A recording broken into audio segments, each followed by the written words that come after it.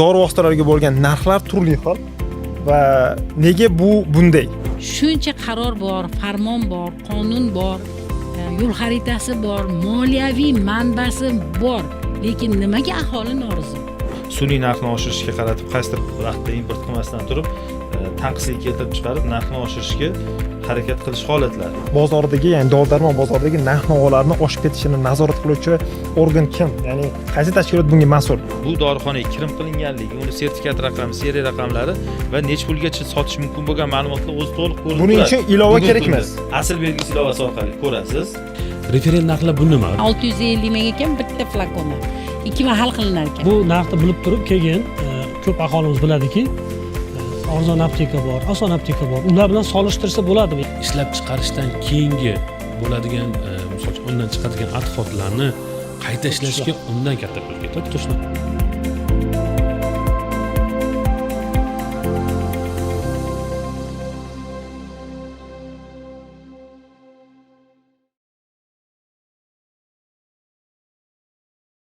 Assalomu alaykum, hurmatli mehmonlar, hurmatli ekspertlar. Biz jamoatchilikda yuzaga kelayotgan masalalarni ekspertlarimiz yordamida, umuman mutaxassislar yordamida jamoatchilikda yuzaga kelayotgan turli xil masalalarni, muammolarni amaliyotda bor yechimlarini taqdim qilishga harakat qilamiz. Va bugungi asosiy mavzuyimiz bu farmatsevtika bozori bo'ladi. Ya'ni farmatsevtika bozoridagi sifat va narxlar nega keskin farq qiladi degan savolni bugun biz podkastimizda o'rtaga tashlaymiz va mana shu masalani muhokama qilamiz va tomoshabinlarimizga mana shu bugungi kunda yuzaga kelayotgan savollariga amaliyotda qanday aniq javoblar borligini berishga harakat qilamiz. Ruxsat bilan avvalambor ekspertlarimizni tanishtirib chiqamiz. Izzatullayev Kamoliddin Ikrom o'g'li O'zbekiston Respublikasi Sog'liqni saqlash vazirligi huzuridagi farmatsevtika mahsulotlari xavfsizligi markazi referent narxlarni shakllantirish bo'limi boshlig'i. Assalomu alaykum. Assalomu alaykum. Sharipov Botir Bahodirovich Raqobat qo'mitasi iste'molchilar huquqlarini himoya qilish boshqarmasi boshlig'i o'rinbosari. Xush kelibsiz. Salimova Manzura Aliyevna Oliy Majlis Qonunchilik palatasi deputati, Adolat fraksiyasi a'zosi. Yunusov Ziyodbek Alisherovich Oliy Majlis Qonunchilik palatasi deputati, Adolat fraksiyasi a'zosi. Xush kelibsizlar. Yuqoridagi mavzu doirasida bitta faktni keltirib o'tmoqchi edim. Ya'ni 2024-yilda Soliq qo'mitasining ma'lumotlariga ko'ra, bizda bor ma'lumotlarga ko'ra, 2024-yilda dori vositalari tovar aylanmasi bizning mamlakatimizda 57 trillion bo'lgan. Va bugun aholimizda bu katta bozorga nisbatan turli xil savollar tug'ilmoqda. Ya'ni bozorda, dorixonalarda mana shu dori vositalariga bo'lgan narxlar turli xil va nega bunday? Buni o'zi kim nazorat qiladi? Bunga qanday mana shu omillar ta'sir qiladi? Mana shu savolni bugun bizning deputatlarimizga, umuman jamoatchilik tomonidan, xalqimiz tomonidan ko'plab savollar kelmoqda va birinchi savolimiz aynan shu, ya'ni mamlakatimizdagi dori darmon bozorida sifat va narxlar tafovuti nega yuzaga kelmoqda va mana shu sabab aynan nima bilan bog'liq? Assalomu alaykum, hurmatli davra suhbati ishtirokchilari.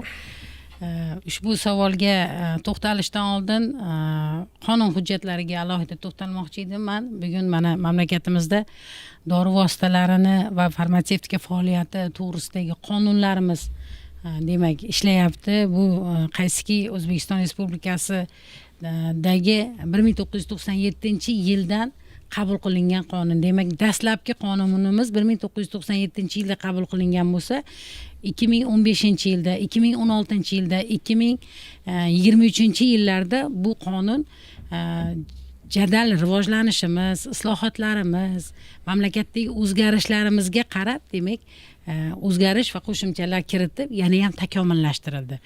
Ushbu qonunlardan tashqari davlatimiz rahbarining imzolagan qator farmon va qarorlari ham mavjud bo'lib, ushbu farmon va qarorlarda mazmun mohiyatida asosan aholini sifatli dori vositalari bilan, xavfsiz dori vositalari bilan, arzon dori vositalari bilan ta'minlashga qaratilgan. Ularga o'sha dori vositalarini samarali ta'sir qilishini ta'minlashga qaratilgan bir qator hujjatlar qabul qilindi. Shu bilan birgalikda davlat rahbarini qabul qilgan qarorlari oxirgi paytlarda dori ishlab chiqaruvchi korxonalarni qo'llab-quvvatlashga, ularni imkoniyatlarini kengaytirishga, dori narxlarini shaffoflik mexanizmini yaratishga, ayniqsa bugungi kunda eksport hajmini oshirib, demak to'g'ridan-to'g'ri xorijdan investitsiyalarni jalb qilish borasiga keng yo'l ochildi. Afsuski, mana Bekzodjon yuqorida aytib o'tganlaridek, biz o'sha adolat fraksiyasi a'zolari har bir oyda hududga chiqib, oy yakunida o'sha saylovchilar bilan uchrashganimizda dori vositalarini sifatli yetkazilishi, o'sha ta'minotni bo'lishi, shifoxonalardek dori ta'minoti, aholini norozichilik kayfiyati, eng asosiysi shu narxlardagi tafovutlarga juda ko'p masalalar, jiddiy masalalar bizni saylovchilar oldida bizga savollar qo'yilyapti. Shuncha qaror bor, farmon bor, qonun bor, yo'l xaritasi bor, moliyaviy manbasi bor, lekin nimaga aholi norizo? Nimaga aholimizni bugungi kunga qadar ushbu sohadagi demak norizochiliklarini bugun bartaraf etolmayapmiz? Shuncha imkoniyat davlat tomonidan berilyapti. Shu sohalarda haqiqatda oqsoqliklarimiz bor. Savolga javob berishgandan keyin yana qo'shimcha raqamlar bilan ham murojaat qilmoqchiman. Xabaringiz bor, respublikamizda referent narxlar tizimi joriy etilgan. Prezidentimizni 2019-yildagi 45-54 sonli qarorlarga asosan joriy etilgan. Undan oldin 2016-yilda 26-47 son prezident qarorida Raqobat qo'mitasiga dori vositalarini o'sha belgilangan narxlarni oshirishni nazorat qilish yuklatilgan. Ya'ni bunda o'sha bundan Sog'liqni saqlash vazirligi tomonidan belgilangan narxlar, referent narxlar, dori vositalarining ulgurji va chakana narxlarini oshirib qo'llanganlik holatlari aniqlanganda Raqobat qo'mitasiga chora ko'rish va bu belgilangan tartibda amalga oshirish vakolati berilgan. Raqobat qo'mitasi tomonidan belgilangan tartibda vakolatlar doirasida ishlar amalga oshirish natijasida bundan tashqari sohani raqamlashtirish bo'yicha qator takliflar ham kiritilgan. Shunday soha raqamlashtirilgandan so'ng bu masalan zanjirli narxlarni oshish boyiga yetganingizda narxlarni oshishiga ta'sir etuvchi omillar ham tahlil qilingan. Ya'ni sohani raqamlashtirishga keladigan bo'lsak, 2022-yil 26-oktyabrda 411 sonli prezident qarori qabul qilindi. Bunda ya'ni o'sha dori vositalarini xarid qilingan o'sha chakana narx cheklarni, QR-kodli cheklarni skaner qilinganda avtomatik ravishda Soliq qo'mitasi farmatsevtika xavfsizligi mahsulotlar markazida ushbu sotilgan narx bilan markazdagi narxlar solishtirilib, oshirilganligi aniqlanganda qo'mitaga xabar kelib tushish yo'lga qo'yildi. Shuningdek 23-yilni yakuniga borib, bu ulgurji savdoda ham agarda dori vositalarining narxlari o'sha sotishda agar birinchi tomon shu onlayn hisob fakturani yuborishda, ikkinchi tomon qabul qilganda oshirilganlik holati aniqlanganda qo'mitaga xabar kelib tushishi bu raqamlashtirildi. Ya'ni bu soha huquqbuzarlikni aniqlash raqamlashtirildi. Lekin bu raqamlashtirilish natijasida ko'rindiki, respublikamizda oldin ariza tushganda yoki bo'lmasa joyiga chiqqanda o'rganish natijasida aniqlanadigan huquqbuzarliklar bir yilda o'rtacha 1000 ta holat bo'ladigan bo'lsa, kuniga bir necha minglab bunday huquqbuzarliklar sodir etilishi aniqlandi. Endi qo'mita vakolatlari doirasida bunga tizimli ravishda chora ko'rib kelyapti. Bundan tashqari soha raqamlashgandan keyin huquqbuzarliklar soni ortdi. Endi huquqbuzarlik soniga ta'sir etuvchi omillar o'rganib chiqildi. Ya'ni o'sha nima sababdan aytganingizdek narxlar oshib ketyapti, qaysi holatlarda. Ya'ni birinchi ta'sir etuvchi omillardan dori vositalarining respublikamizda o'sha tanqislikka uchrashi. Qaysidir dori vositalarining ro'yxatdan o'tganlik muddati tugashi, ro'yxatdan o'tgan guvohnomasi muddati tugashi yoki bo'lmasa importyorlar tomonidan vaqtida import qilinmaganligi natijasida yoki o'sha sun'iy narxni oshirishga qaratib qaysidir vaqtda import qilmasdan turib tanqislik keltirib chiqarib narxni oshirishga harakat qilish holatlari. Botirga ruxsat bersangiz, hozir podkastimizni boshida aytib o'tdik, ya'ni aholida, jamoatchilikda yuzaga kelayotgan savollarga javob topamiz bugun. Ya'ni eng birinchi katta savollardan biri o'zi bozordagi, ya'ni dori-darmon bozoridagi narx-navolarni oshib ketishini nazorat qiluvchi organ kim? Ya'ni qaysi tashkilot bunga mas'ul? Hozir siz bu javobni berdingiz, ya'ni raqobat tashkiloti, ya'ni raqobat qo'mitasi aynan mana shu bozordagi narx-navoni sun'iy oshib ketishini nazorat qiluvchi tashkilot, vakolatli organ hisoblanadi. Birinchi savolimizga javob oldik. Endi o'sha davom etayotganingizdagi, ya'ni javobni, ya'ni bunga, ya'ni sun'iy oshib ketishiga qaysi omillar ta'sir qilishi bo'yicha o'sha bizdagi bor ma'lumotlarga ko'ra 2024-yilda 225 taga yaqin dorixonalarda o'sha o'rganishlar amalga oshirilganda, u yerda sun'iy ravishda mavjud dori vositalarining narxlarini oshirilishi va mana shu natijasida bir yilda, ya'ni 2024-yil davomida bu raqam salkam 2 milliard aniq qilaman. gapingizni bo'lamiz. Xo'p, 24-yil o'tkazilgan shu Fairtechdan kelib tushgan xabarlarning ichida ham qo'shimcha ravishda o'rganish talab etiladi. Tushuntirib ketsangiz, ya'ni o'sha platforma Fairtech platformasi Fairtech platformasi platforma va u qanaqa foydalansa bo'ladi aholi? Qo'mitani Fairtech axborot tizimiga aholi qanday foydalanishi mumkin? O'sha dori vosita, xarid qilingan dori vositasini ko'rgudlik chekida aynan o'sha dori vositasini yozilganligini talab qilib olish birinchi talab etiladi. Sababini aytamiz. Medikamentni boshqa dori vositalarini yozadigan bo'lsa, shu ko'rgudlik chekda yozilgan dori vositasining narxi belgilangan narx bilan solishtiriladi. Agarda u sizga bergan chekda boshqa dorini yozgan bo'lsa, o'sha boshqa dorining narxi bilan tizimda solishtiradi va u sotilgan summa huquqbuzarlik sifatida qo'mitaga ma'lumot kelmasligi mumkin. Ya'ni eng avvalo iste'molchini chekida aynan u sotib olgan dori vositasini nomi ko'rsatilgan bo'lishi kerak. Birinchi shuni tekshirib olishimiz kerak. Agarda boshqa dori nomi yozilgan bo'lsa, o'sha soliq manbai ilovasida ro'yxatdan o'tkazayotganning o'zida soliq hamkor ilovasi orqali soliqqa murojaat qilish mumkin. Ya'ni savdo qoidalarini buzish bo'yicha soliq qo'mitasiga boyagi ma'lumot murojaat qilish mumkin. Agarda aynan o'sha dori yozilgan bo'lsa, narx oshirilgan bo'ladigan bo'lsa, qo'mitaga avtomatik ravishda xabar kelib tushish yo'lga qo'yilgan. O'sha 24-yil keladigan bo'lsa, 24-yilda 1310 ta dorixonada, ya'ni shundan ulgurjisi 998 ta, qolgani chakana dorixonalarda tekshirish o'tkazilgan. Shundan 11 milliard 663 million so'm iste'molchilardan asossiz daromad olinganligi aniqlangan. 11 milliard 24-yilda sun'iy ravishda oshirilgan dori vositalari narxlari. Belgilangan narx. Belgilangan narx. Endi 25-yil o'tgan davrida boyagi 2 milliard 600, 25-yil o'tgan davrda 2 milliard 600, 225 ta dorixona tekshirish o'tkazilgan. Bu 2025-yil birinchi chorakning o'zida. Yo'q, birinchi chorak emas, 5 oylik ma'lum. Yana o'rganishga qaytaman-da, uzr gapingizni bo'ldim. Mana Toshkent tibbiyot akademiyasi 2-klinikasi atrofidagi dorixonalarda o'rganyapmiz biz. Shunda shu narsa aniq bo'lyaptiki, shu 2 oy ichida bo'lgan narsa, bu o'tgan yilga ham emas. Shu narsa aniqlanyaptiki, City Farm diabet degan dorixonada Osteogenion tabletkasini 132 ming sotyapti konvalyutada. 132 ming sotyapti-da, xuddi shuni hududida joylashgan 5 yulduzchada 358 mingga qimmat. Ya'ni 490 mingga sotyapti. Qarang, orasi hech qancha emas shu dorixonani. Yana bitta Parus degan dorixonada 283 mingga qimmat. Ya'ni 415 so'm sotyapti. Yana bitta sizni o'sha raqobatdanligingiz uchun alohida savolim bor. Birinchi chorakda bizdagi ma'lumotlarga ko'ra 173 ta dorixona tekshiruvdan o'tkazilgan, 4513 ta holatda iste'molchilardan 2.1 milliard so'm asossiz daromad olinganligi aniqlanyapti. Bundan keyin 1272 ta dorixonada 11.6 milliard. Birinchidan bu juda ham katta pul emasmi? Ikkinchidan aholiga ushbu pullar qaytariladi.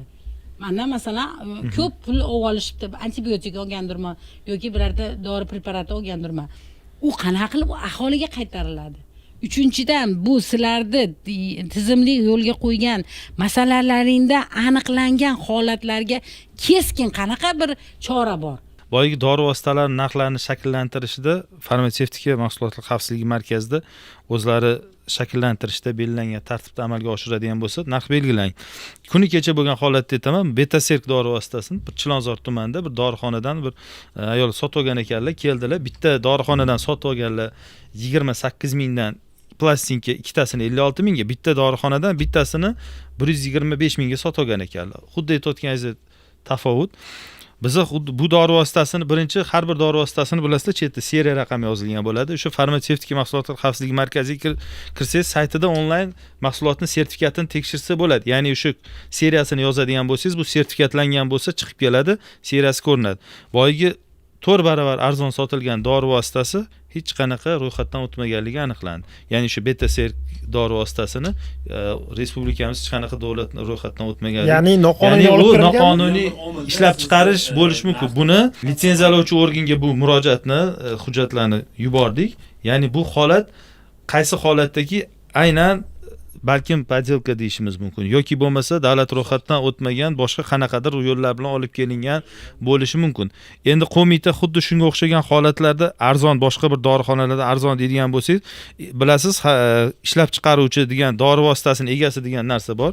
Ya'ni o'sha respublikamizda dori vositasi ro'yxatdan o'tkazishda bir korxona ro'yxatdan o'tkazgandan keyin ikkinchi korxona agarda uni respublikaga kirim qiladigan bo'lsa, sertifikatlashtirish jarayonlari bemalol bo'ladi, lekin narxni o'zgartirishga faqatgina avval ro'yxatdan o'tkazgan korxona haqli bo'ladi. Shuningdek, bu dori vositasini agarda ishlab chiqaruvchi tomonidan u yoqda zavodda markirovkalanmagan bo'lsa, bojxona kirimida markirovkalash uchun avval ro'yxatdan o'tkazgan korxonadan ruxsat so'rash kerak degan bir qonunchiligimizda bir ayni nyuanslar bor. Bu yaqinda kuni kecha bilsangiz Kunuzda yo boshqa saytlarda ham muhokama qilinganda ko'tarilgan masala. Qo'mita shu Moliya vazirligi farmatsevtika mahsulotlar xavfsizligi markazi bilan dori egasi degan narsani, ya'ni o'sha parallel importga o'xshagan narsaga ruxsat etish tarafdor. Ya'ni o'sha bu dori vositasi aynan respublikamizda ro'yxatdan o'tgan bo'lsa, qo'shni davlatlar o'sha Turkiya yoki O'zbekiston yoki yana qaysidir davlatlar uchun referent mamlakatlarimiz uchun ishlab chiqarilgan dori vositasi bo'lsa-da,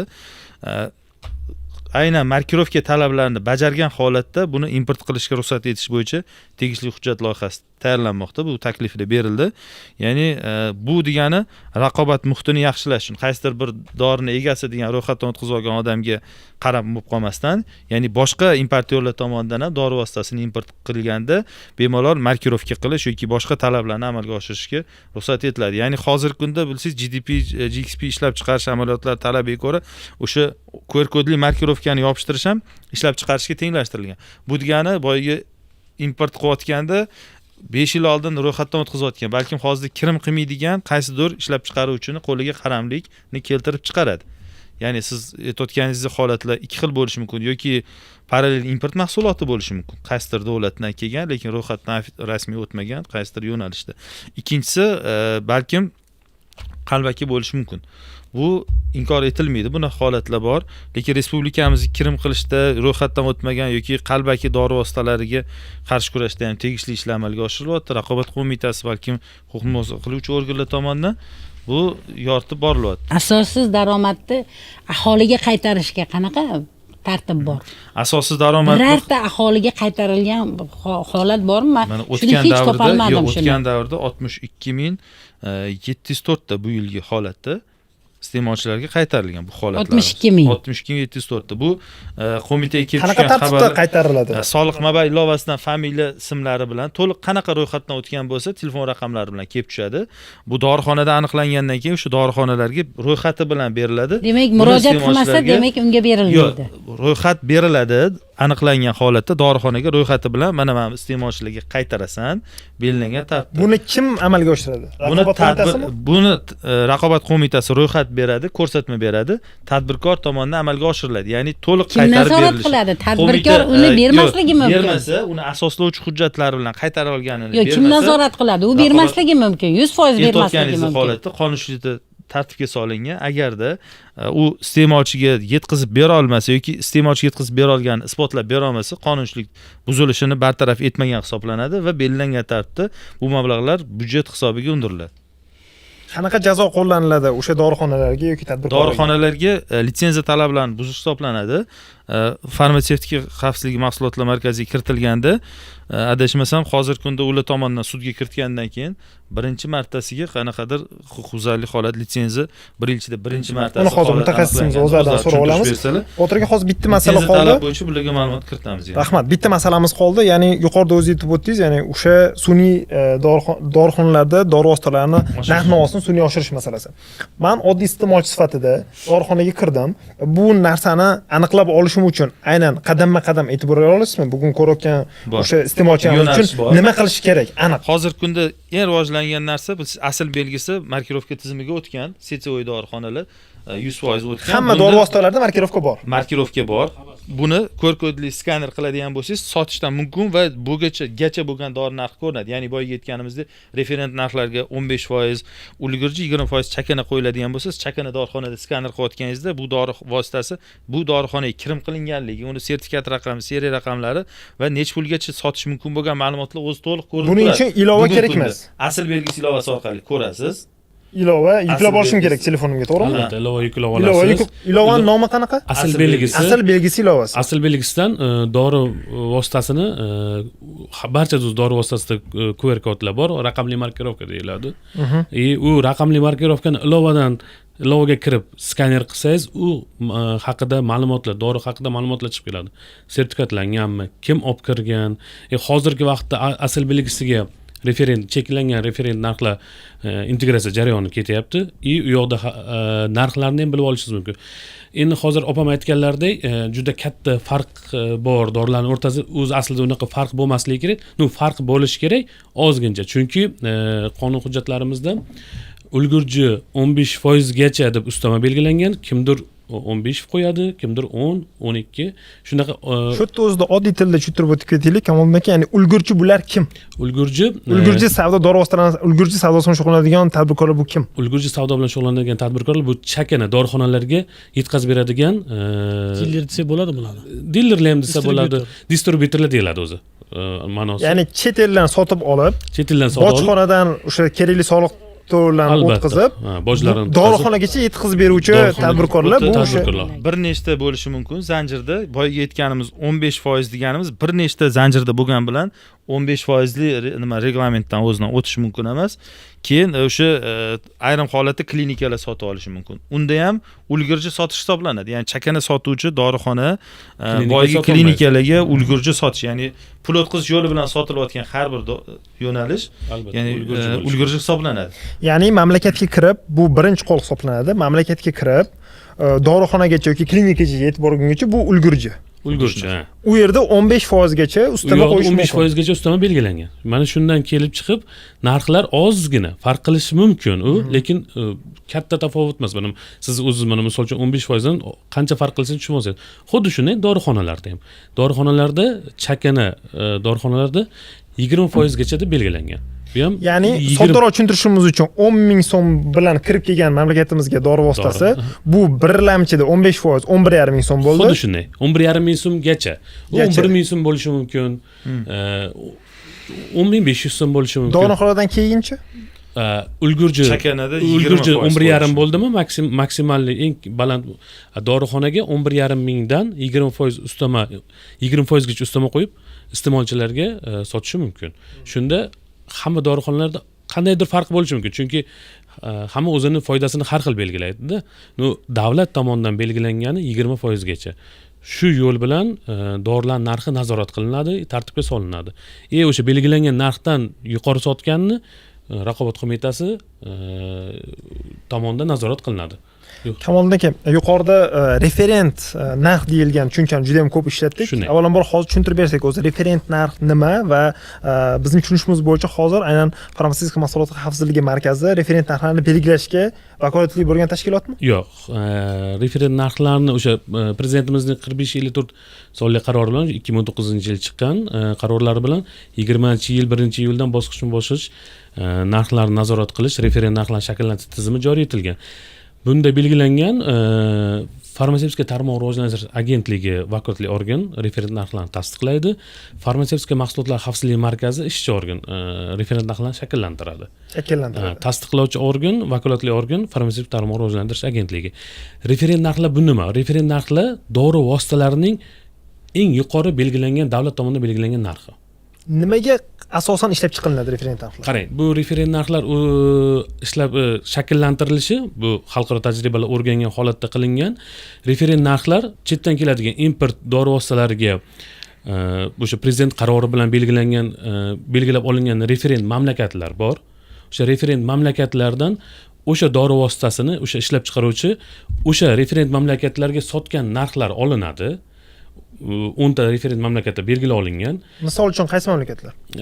U mamlakatlar misol uchun o'zimizni yon atrofimizdagi SNG davlatida MDH davlatiga kiradigan Rossiya, Qozog'iston, Belorussiya, Ukraina, Yevropa davlatlariga kiradigan Ruminiya hozirga kelib, ya'ni iste'molchi bozorlari bizning mamlakatimiz bozoriga o'xshash bo'lgan. Albatta, o'xshash bo'lgan, bozori o'xshash bo'lgan, xarajatlari ham yaqin mamlakatlar. O'sha bozori, aholisining xarajatlari yaqinroq yoki bizning xarajat O'zbekistonnikidan yuqori yoki undan past bo'lgan belgilab olingan. O'sha davlatlarni, o'sha misol uchun bitta dori haqida gapiradigan bo'lsak, o'sha dorini referent mamlakatlarda sotilayotgan narxlar o'rganiladi. Bu hozir bu referent narxlash tizimi raqamlashtirilgan to'liq. O'sha tizimga o'sha referent mamlakatlardagi narxlar kiritiladi. Tizimni o'zi avtomatik tarzda 10 ta referent davlatdagi narxlarning o'rtachasini oladi. Ishlab chiqaruvchi taqdim qilayotgan narxi olinadi. Agar O'zbekistonga kirayotgan bo'lsa, import ma'lumotlari olinadi. Oxirgi so'nggi 6 oylik import ma'lumoti olinadi. Shu 3 ta narxdan eng pasti sistemaga avtomatik tarzda sistema dori narxini chiqarib beradi. Ya'ni tizim eng past narx, minimal narxni chiqarib beradi. Minimal narxni chiqarib beradi. 3 ta narxdan 10 ta referent mamlakatning o'rtacha miqdori. Bu birinchi kriteriyimiz. Birinchi narx oxirgi 6 oylik O'zbekistonga kirgan bo'lsa, oxirgi 6 oylik narxini ham o'rtachasini oladi. Tafovutlar. O'rtachasini oladi. Qo'shadi. 2 marta kirgan, 3 marta kirganmi qo'shib, har xil kirgan bo'lishi mumkin narx. O'rtachasini oladi. Ishlab chiqaruvchi taqdim qilayotgan narxni oladi.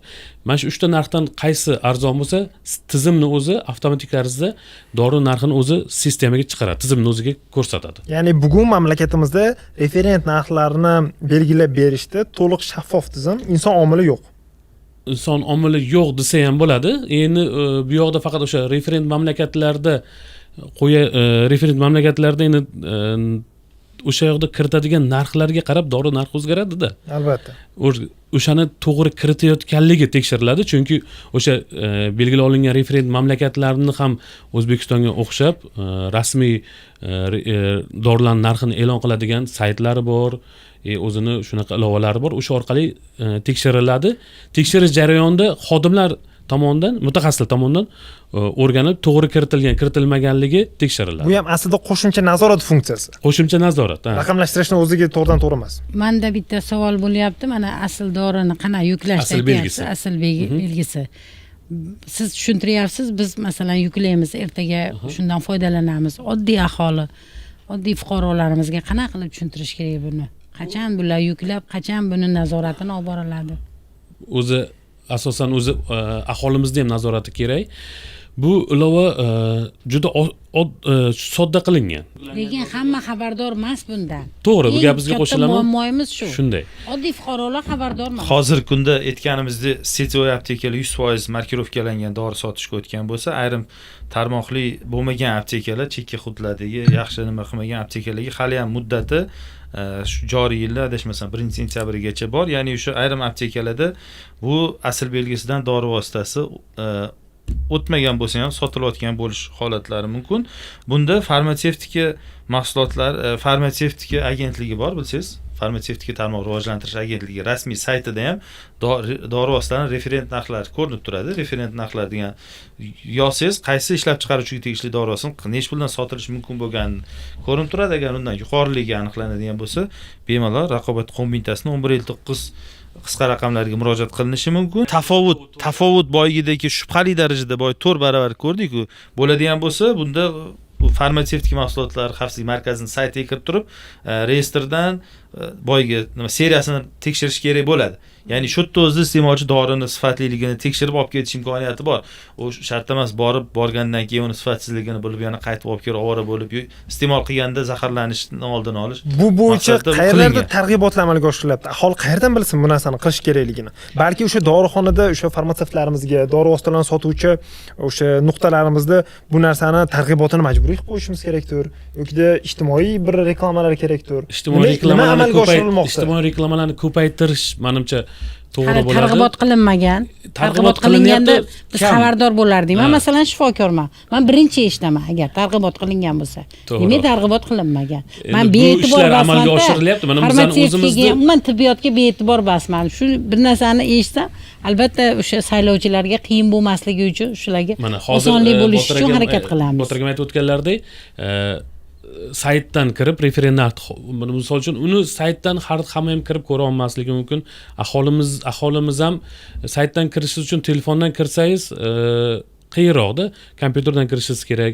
Shuning uchun hozir mana asl belgisini ham aytib o'tdik, ya'ni bizani qo'shimcha referent narxlarini ham bilib olish uchun ilovamiz, mobil ilovamiz yaratilganda. Mana shuni ham opa aytgandek ko'rmadim deyaptilar. Biz lekin ko'p joyga targ'ib qildik. Mana shu ilovada ham juda oson va qulay berilgan. U yoqda UzFarm Info nomli mobil ilovamiz. U yoqda dorini narxini faqat chakana narxini bilish imkoni bor, chunki bu aholimiz uchun yaratilgan. Aholiga faqat chakana narx kerak. Ulgurji dori qancha kirayotgani emas, chakana narx. U yoqda misol uchun ko'rsatib berishim mumkin.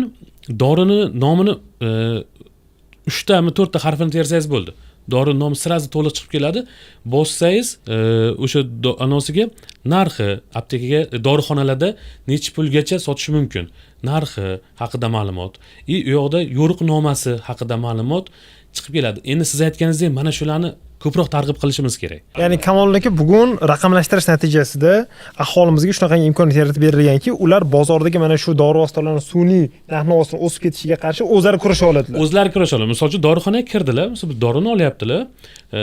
Aytgan mutaxassisimiz aytganlaridek soliq yoki asl belgisiga kirib QR-kod qilishlari mumkin yoki dorini olib narxini so'rab sirazu yozib o'sha joyda ilovaga UzFarm Info ilovasiga yozib dori narxini o'zlari ko'rsalar ham bo'ladi-da, necha pulgacha sotish mumkinligini, yuqori sotayotganligini aniqlab joyda misol uchun ishonch nomerlariga murojaat qilib. Necha ishonch nomer? Qo'mitaniki 1159. 1159 bu raqobat qo'mitasi. Raqobat qo'mitasiniki. Dorilarni narxini nazorat qilish raqobat qo'mitasiga yuklatilgan 26 kredit. Ya'ni gapingiz bo'ldi, fuqarolarimiz hozir imkoniyatlari bor. Albatta. Siz aytgan UzFarm Info saytiga kirib, saytmi? Mobil ilova. Ilovaga kirib narxlarni bilish mumkin. Ya'ni ulgurji bas chakana xalqimizga chakana kerak. Bittadan olish uchun-da, misol uchun. Xalqimizga chakana narxlar kerak-da. To'g'ri. Ya'ni bu narxni bilib turib keyin ko'p aholimiz biladiki, arzon apteka bor, oson apteka bor. Ular bilan solishtirsa bo'ladimi? Ya'ni o'sha aynan biz aytayotgan 20% farq qiladigan qismi bor, to'g'rimi? Albatta. O'sha bilan solishtirib, ya'ni referent narxlar sizlardan, ya'ni sizlarning saytlaringizdan referent narx olib turib va albatta bozorga уже realizatsiyaga chiqqan dorilar bilan solishtirish imkoniyati bo'ladi, to'g'rimi? Bo'ladi. Unda referent narxdan yuqori sotilmasa bo'ldi. Demak, misol uchun aptekalar bilasizlar ro'yxati keladi. Men misol uchun 5 yildan beri o'sha arzon aptekadan foydalanaman. U yerda nimasi yoqadi? Menga shifokor misol uchun dori yozib bersa, 5-6 ta yozib bersa, albatta birinchi o'rinda men arzon aptekaga kirgizaman. Uni aynan ko'rish uchun qayerda bor? Birinchi o'rinda menga manzili kerak, chunki hamma aptekalar, dorixonalarda sotilmasligi mumkin, noyoblroq bo'lsa. Shuning uchun qayerdaligini bilaman va narxlarni solishtiraman. Shunga qarab boraman. Ya'ni qaysidir dorixonada zavishini, ya'ni ko'tarilgan narx bo'lsa sizlarga murojaat qilsa bo'ladimi? Bir tekshirib qo'yinglar shu joyda degani yoki o'zlaringiz ham shu muntazam ravishda shuni tekshirib turasizlarmi? Boyga aytganimizdek tizimli ravishda o'rganishlar amalga oshiriladi. Bundan tashqari qo'mitaning 1159 qisqa raqamiga ham bemalol murojaat qoldirsa bo'ladi yoki ijtimoiy tarmoqda saytlari bor, o'z qoldiradigan. Tizimli ravishda deganingiz, masalan, 1 yilda necha monitoring qilib turiladi bo'lim tomonidan. Necha marta masalan xususiy dorixonalarga dorixonaga borib qilinadigan tekshirishlarimiz u boyagi holatda 225 ta tekshirish dorixonada o'tkazilgan. Dorixonaga bormasdan xabardor qilib o'tkaziladigan. Boyagi dorixonaga bormasdan o'tkaziladigan tizimli monitoringlarimiz bor. U qanday amalga oshiriladi? O'sha arzon apteka botdan yoki ijtimoiy tarmoqdagi ma'lumotlardan qo'shimcha ravishda o'sha xodimlarimiz tomonidan o'rganib o'tiladi, tahlil qilinib o'tiriladi. O'sha qo'shimcha ravishda aniqlanadigan holatlar bo'ladigan bo'lsa, boyagi tekshirishga uni ham olib, asos qilib, xabardorga olib tekshirishga o'tkaziladi u. Sizlarda elektronda u tizimda ko'rinadi. O'sha ko'ringaniga qarab turib, demak, yana uni qo'shimcha boy fertechdan tashqari olib tekshirish qo'shimcha tashkil etiladi u bo'yicha. Ko'pincha agarda misol uchun dorixonadagi o'sha farmatsevtlarimizga murojaat qiladigan bo'lsangiz, agar o'zimiz ham bilib, masalan, 2 ta dorixona, 3 ta dorixonaga kirib turib, bu yerda narx arzonroq, bu yerda balandroq desangiz, bizga shunaqa narxda olib kelishdi deyishadi. Ko'pincha asosan javob mana shunday bo'ladi. Ya'ni yuqorida aytib o'tganingdek, o'sha bu birlamchi zanjir bo'g'iniga borib taqalyapti, o'sha chakana savdo va distributsiyaga. U yerdagi shaffoflikni qanaqa tizim orqali bugun ta'minlanyapti? Boyagi narx shakllanishida ta'sir etuvchi omillarda aytdik-ku, oshib ketayotgan ta'sir etuvchi omillarda boyagi bir qismi defitsit bo'ladigan bo'lsa, bir qismi kontrafaktiv original dori vositasi bo'ladigan bo'lsa, keyingi qismi hozirgi kunda o'rganishlarda aniqlanayotgan holatlar bo'lyapti. Ya'ni dori vositalari narxlarini referent narx tizimiga ham shakllantirishda o'sha sun'iy ravishda oshirib ko'rsatib kiritish holatlari ayrim dori vositalarida aniqlangan. Bu Farm komiteti tomonidan aniqlanyapti. Biz tomonidan o'sha tahlil qilib qaysi dori vositalari ro'yxatlab berilyapti. Ya'ni o'sha dori vositalarini targ'ibotini amalga oshirish uchun shifokorlar bilan kelishish xarajatlari. Kelishganda qaysidir seminarlarni o'tkazib beradi, qaysidir chet el poyezkalarni qilib beradi yoki bo'lmasa qaysidir holatda boyagi ilmiy ish qiladigan bo'lsa, o'sha qo'shimcha klinik sinov protokol, ya'ni shunaqa ma'lumotlar, xarajatlarni qoplab beradiki, shifokorlar o'sha dori vositasini ko'proq targ'ibot qilishga, ya'ni o'zini mijozlariga, iste'molchilariga shu dori vositasini yozishga holatlar. Dori vositasini ayrimlarida holat bor, o'sha 40% dan 60% gacha holatda shu dori vositasini shifokorlarning xarajati ham bor. Ayrim dori vositalaridagi shu narxini ya'ni uni bozordagi narxida, bozordagi referent narxini ham hattoki belgilanishida o'sha qo'shimcha offshore kompaniyalar orqali ro'yxatdan o'tkazib olgan holat bor. Endi bu holatni tizimli to'liq bartaraf etish uchun bu yil bilsangiz Sog'liqni saqlash vazirligining 3242 buyrug'i bor. Bundan tashqari prezident farmoni PF13 chiqdi. Unda ham belgilanib ketdiki, agarda dori vositasini referent narx bo'yicha hujjatlar topshiriladigan bo'lsa, qo'shimcha ravishda eksport yuk deklaratsiyalarini talab qilish. Ya'ni o'sha aslida bu dori necha pulga chiqib kelyapti. Ya'ni bu chet mamlakatida necha pul bo'lgan, to'g'rimi? Offshore kompaniyalarda yana qancha holatlardan o'tgan. Qo'shimcha kirib qolgan, mana hali aytyaptilar-ku, misol uchun ishlab olib kelyapti, narxini ko'tarish, sun'iy ko'tarish uchun misol uchun o'zi Hindistondan chiqyapti, misol uchun boshqa bitta Dubayga boryapti yoki qaysi davlatga boryapti. Hujjatda bir 4 ta 5 ta offshore kompaniyadan eksport bo'lib kelayotgan holatlari ham narxlar ko'tarildi. Endi hozir birgalikda o'tkazilgan nimada Farm komiteti bilan birga Kamoliddin aka bilan qilgan tekshirishlarda 2300 ta dorini o'rganilganda ayrim holatda kerak bo'lsa 2000% ortiqcha belgilangan holatlar aniqlangan. 2000%. Ya'ni bitta dori vositasiga ustiga sun'iy narx oshirilishi 2000%. Belgilanishini o'zida shunaqa offshore kompaniyalarni qo'shish orqali shunaqa shartnomasini taqdim etgan, qo'shimcha hujjat talab qilish oldingi talabda bo'lmagan, bor hujjatlar bilan o'tkazilgan, oshib ketaveradi. sun'iy ravishda holatlar bo'lgan. E'tiroz o'rtacha ayrim holatda 600-300%li dori vositalari ham juda ko'p. Demak, Botir aka, bu yerda hozir narx-navoni sun'iy oshirilishi faqatgina mamlakat ichida emas. Ya'ni mamlakatga kirib kelguncha ham bo'lishi mumkin. Kirib kelguncha. Buni nazorat qilish mexanizmlari bugun davlat tomonidan amalga oshiriladi. Endi 1-apreldan maydan yangi mexanizmlar joriy qilindi bu narsa. Bosqichma-bosqich. Bu hozir inventarizatsiya ketyapti. Farmatsevtika xavfsizligi markazi bilan farmatsevtika rivojlantirish agentligida vakolatli organlar o'z inventarizatsiya qilinyapti. Bu holatlarni, ya'ni shu tizimli inventarizatsiyadan o'tkazib bo'lgandan keyin dori vositalari avtomatik ravishda bir qanchasi tushiradi. Hozirgi 2300 tadan 400 ta holatda shunaqa dori vositalari narxlari tushirildi. Hamma bu yangi qo'shilgan referent mamlakatlar hisobida ham biz bejizga qo'shmaganmiz. Hozir misol uchun Turkiya, Misr davlati, Ruminiya, Yevropadan Ruminiya davlatlari oldingi 10 ta referent mamlakat ichidan 3 tasi olib tashlab, boshqa 3 tasi qo'shildi. Bu ham dorilarning narxini tushirishga, arzonlashtirishga xizmat qilish uchun bu davlatlar ham qo'shildi. Bu ham mana hozir dorilarning narxini real, aniq, shaffofligini ko'rish uchun imkon beradi. Bir masala jamoatchilikda juda ham ko'p muhokama qilinadigan narsa, ya'ni bizning mamlakatimizda dorixonalar ko'pligi.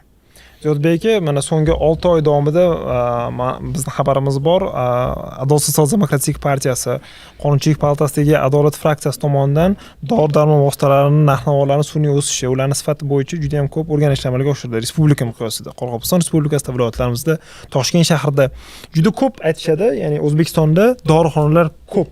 Va uni nisbat bilan solishtirganda, ya'ni chet mamlakatlar bilan rostdan ham bizda uni soni ko'pmi yoki bu ham ma'lum bir darajadagi stereotiplarmi? To'g'ri. Nafaqat ularning soni hozir o'zi qancha, nechta? Hozirgi kunga qadar 12,5 mingta shifoxona kechirasizlar. Dorixonalarimiz bor. Ularda orasida misol uchun 8,5 mingtasi dorixonalar soni bo'lsa, yana 4 mingtasi bu filiallar hisoblanadi. Shunday qilib amalga oshiriladi ular. Aytmoqchi bo'lganim, rostdan ham dorixona soni ko'p.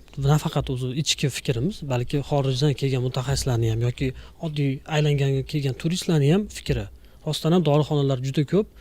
xuddi oziq ovqat do'konlariga o'xshab ketgan. Turistlarning bir hazili bor-ku, juda ko'payib ketdi. O'zbekistonda eng katta kompaniya bu Darixono kompaniyasi ekan deyshadi. Xuddi shunaqa Darixono kompaniyasi deb juda ko'p hazillashadi.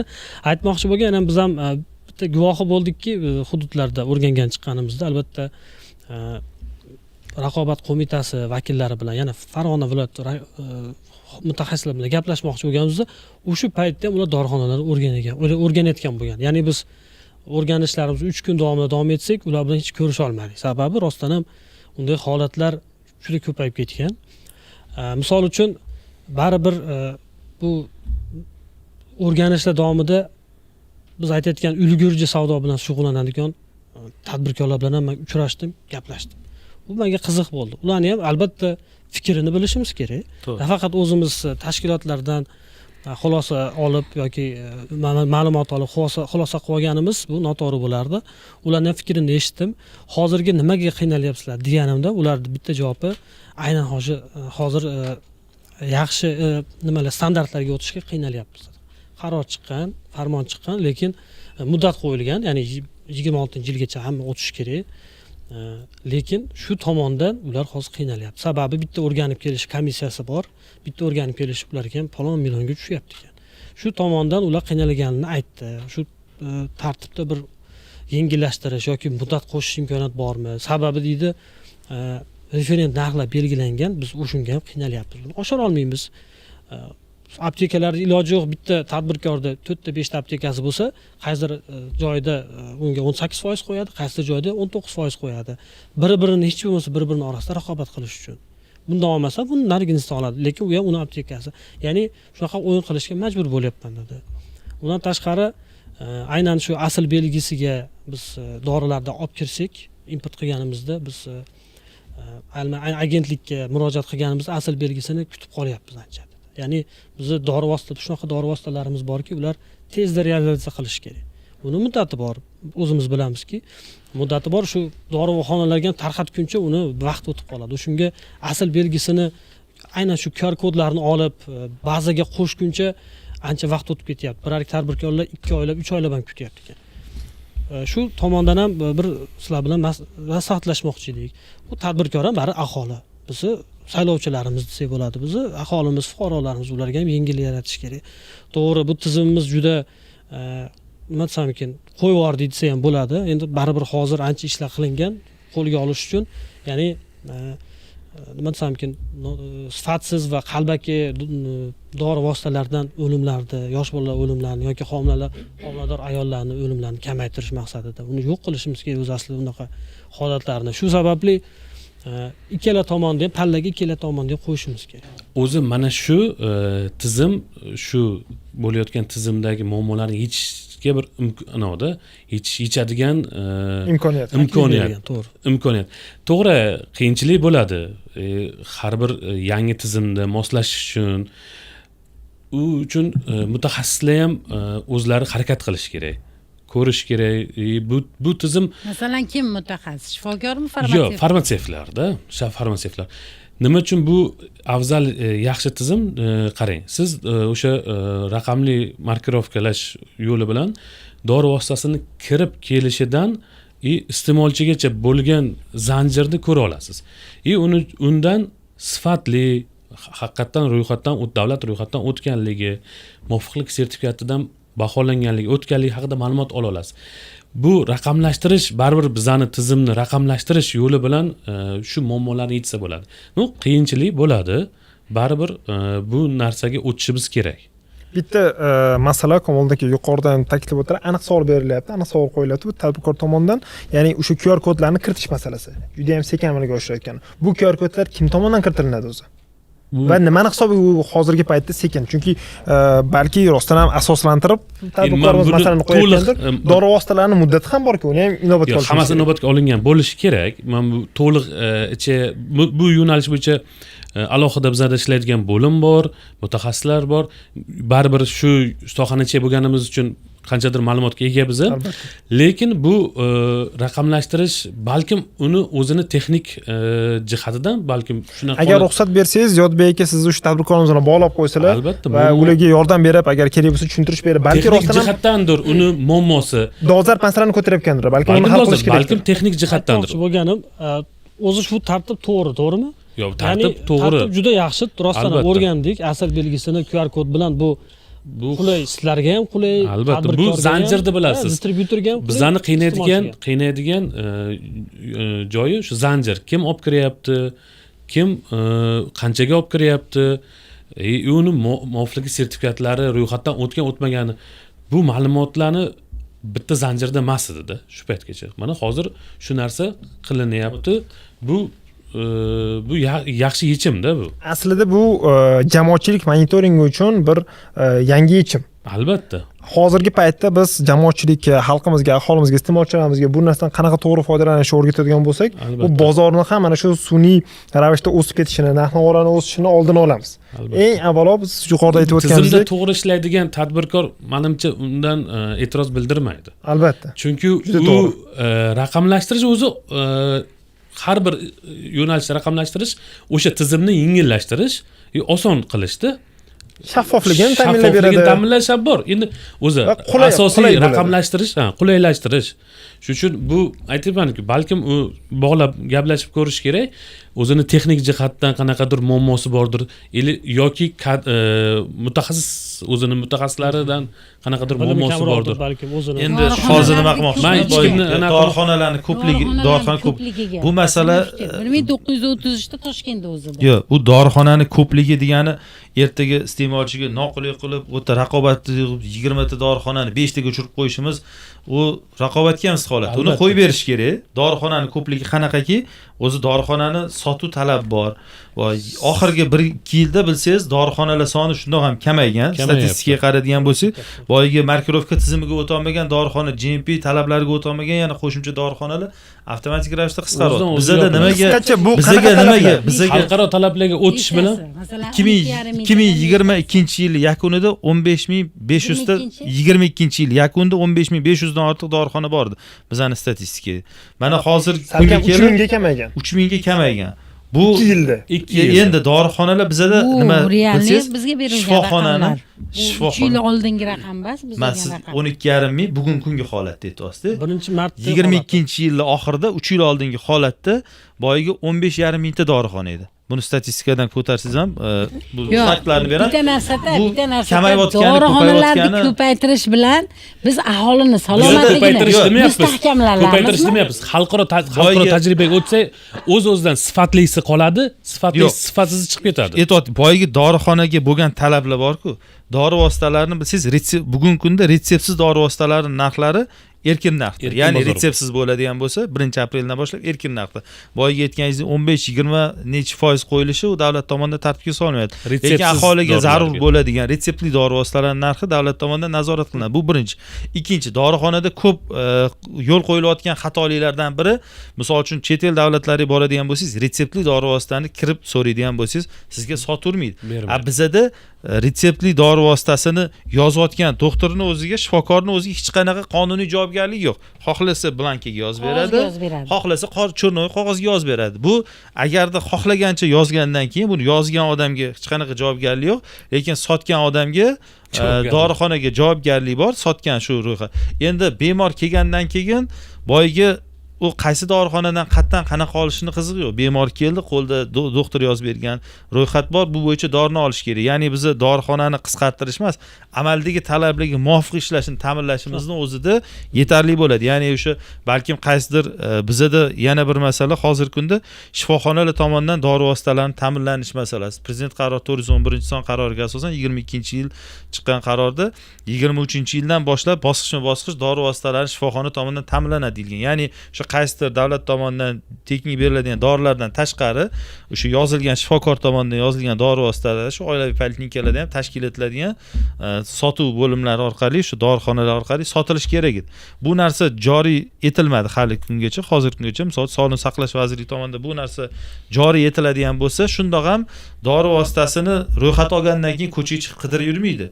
bu talabda yozib qo'yilgan. Bundan tashqari agar muassasani o'zida sotib oladi. ulgurji qanchaga xarid qilgan bo'lsa, shuncha narxda sotish kerakligi belgilangan. Ya'ni bu yerda shu boyagi 20% yo'q. bo'lmaydi bu holat. Tomonligi nimaga haligacha bu narsa joriy etilmagan? Tartibi Sog'liqni saqlash vazirligi vazirlik tomonidan hali joriy qilinmagan. Bosqichma-bosqich amalga oshirish yo'lga qo'yilmagan ham bu bitta omil. Demak, oldin Bunda standartlar joriy qilib olish kerak. hozirgi kunda o'sha talablar, nizomlarni qanaqa xarid qiladi, qanaqa tarqatadi, qaysi ro'yxat, qaysi tizim orqali, ya'ni elektron retsept tizimi ishga tushishi kerak. Buning uchun sog'liqni saqlash tepada 3-etajda o'tirgan shifokor yozadigan bo'lsa, 1-etajda dorixonadan oladigan bo'lsangiz, dorini u avtomatik ravishda kasallik familiyasini yoki o'zini kodini aytsa, unda ko'rinib sizga dorilarni berish kerak. Agar o'tdagi narx qoniqtirmasa, tashqariga chiqib dorixonadan qidiradi. Keyin shifoxonalarning atrofida bizda dorixonalar ko'p joylashgan. Qaysidir chekka tumanlarga borsangiz, mahallada hattoki dorixonalar ham yo'q. U borib shu rayon markaziga borib olib keladi. Yo'q, Botir aka to'xtang. Qisqartirish degan emas, amaldagi talablarga rioya etilishini o'zi dorixonalarni tartibli ishlashga olib keladi. Talablarni so'rab qolsak, demak, o'zlari eplolmaganlar imkoniyati, iloji yo'q, yopilib ketadi. Mana hozir yopilish masalasi emasda, bu yerda ishlatish Hozir bir daqiqa, uzr. Muassasani o'zida agarda ulgurji narxlarda sotiladigan bo'lsa, u tashqariga ham chiqmaydi. Iste'molchi tanlov huquqi bor, xohlasa o'sha yerda sotilayotgan arzon o'ziga qulay bo'ladi. Bu Albatta. 20% qo'yilmagan. Kamolda nimaga bu narsa haligacha joriy etilmagan va qanaqa jarayonda hozir? bu masala bo'yicha sog'liqni saqlashdan mutaxassis vazirlikning o'zi javobgari. Bolnitsalar, shifoxonalar, poliklinikalar u baribir sog'liqni saqlashga tegishli tashkilotlarda. Buni sog'liqni saqlash ishlari amalga olib borilayotgan. Ya'ni bu jarayonni tashkil etish shifoxonalarning o'ziga yuklatilgan. Yo'q, Sog'liqni saqlash vazirligi buni tartibini ishlab chiqish kerak, buni qanaqa realizatsiya qiladi, qayerdan oladi, qanaqa sotadi. Menda yana bitta sotadi. narsada mana shifoxonaga yotqizilayotgan kasallar har bir kasallikka nisbatan nozologiya tartib belgilangan, uni standarti bor, protokollari bor. Masalan, bitta kasalga 4 ta yoki 5 ta dori tavsiya qilinadi. Agar qo'shimcha tavsiya qilinadigan bo'lsa, bu o'sha o'zlarini maxsus komissiyalarini konsilium deymiz. Konsiliumidan kelgan bitta qo'shadimi, ikkita qo'shadimi, dori vositasi qo'shadi. Lekin dorixonalardagi dorilarni shu standartda belgilangan dorilar bilan bir xilligini solishtirganimda 50% ham, даже 40% ham emas ekan. Standartda belgilangan bizga tavsiya qilinayotgan protokoldagi dorilar dorixonaga 40% xolos.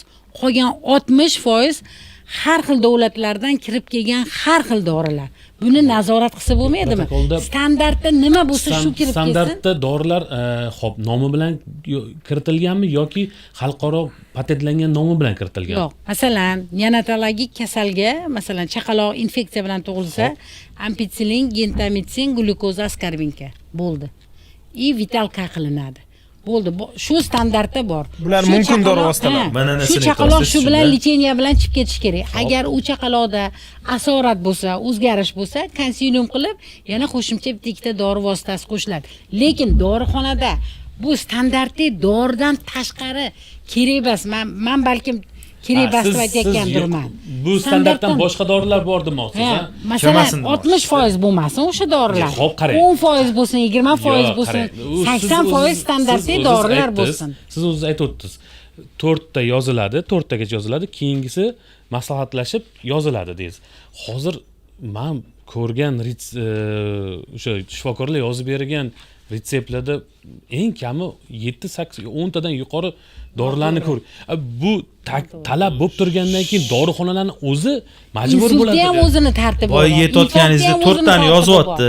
Balkim biz endi shifokor emasmiz, shifokor kerak. Dorixonada biz ko'rgan bizada endi uni. Qolganini 4 ta kam chiqadi. Boy zakaz qilgan klinikalar aytdik-ku, zakaz qilgan dori vositalarini egalarining faqat bir tomonni ko'rib qolishimiz ham noto'g'ri-da, dorixonaning o'zini. Qo'shimcha yozdi. Talab bo'lsa, ular ham olib keladi-da. Talab bo'lmasa, ular ham olib kelmaydi. Lekin bu savollar mantiqiy davomi sifatida o'sha dorixonalarda faoliyat olib borayotgan farmatsevtikalarimiz agarda kelsak, retsept bilan keladigan bo'lsak, bu dorimiz yo'q, lekin o'rniga bunisi bor deydi.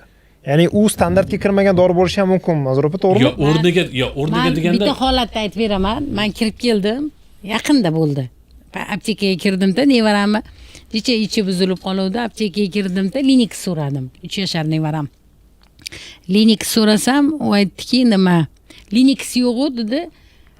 nima tetratsiklin bor dedi. Unda to'g'ri boshqa dori bo'ladi. Ha, tetratsiklin bor dedi. Dedi, lekin 3 yasharga bo'laveradimi dedi. Men endi bu shifokorligimni bo'lmaydi, bilmaydi-ku.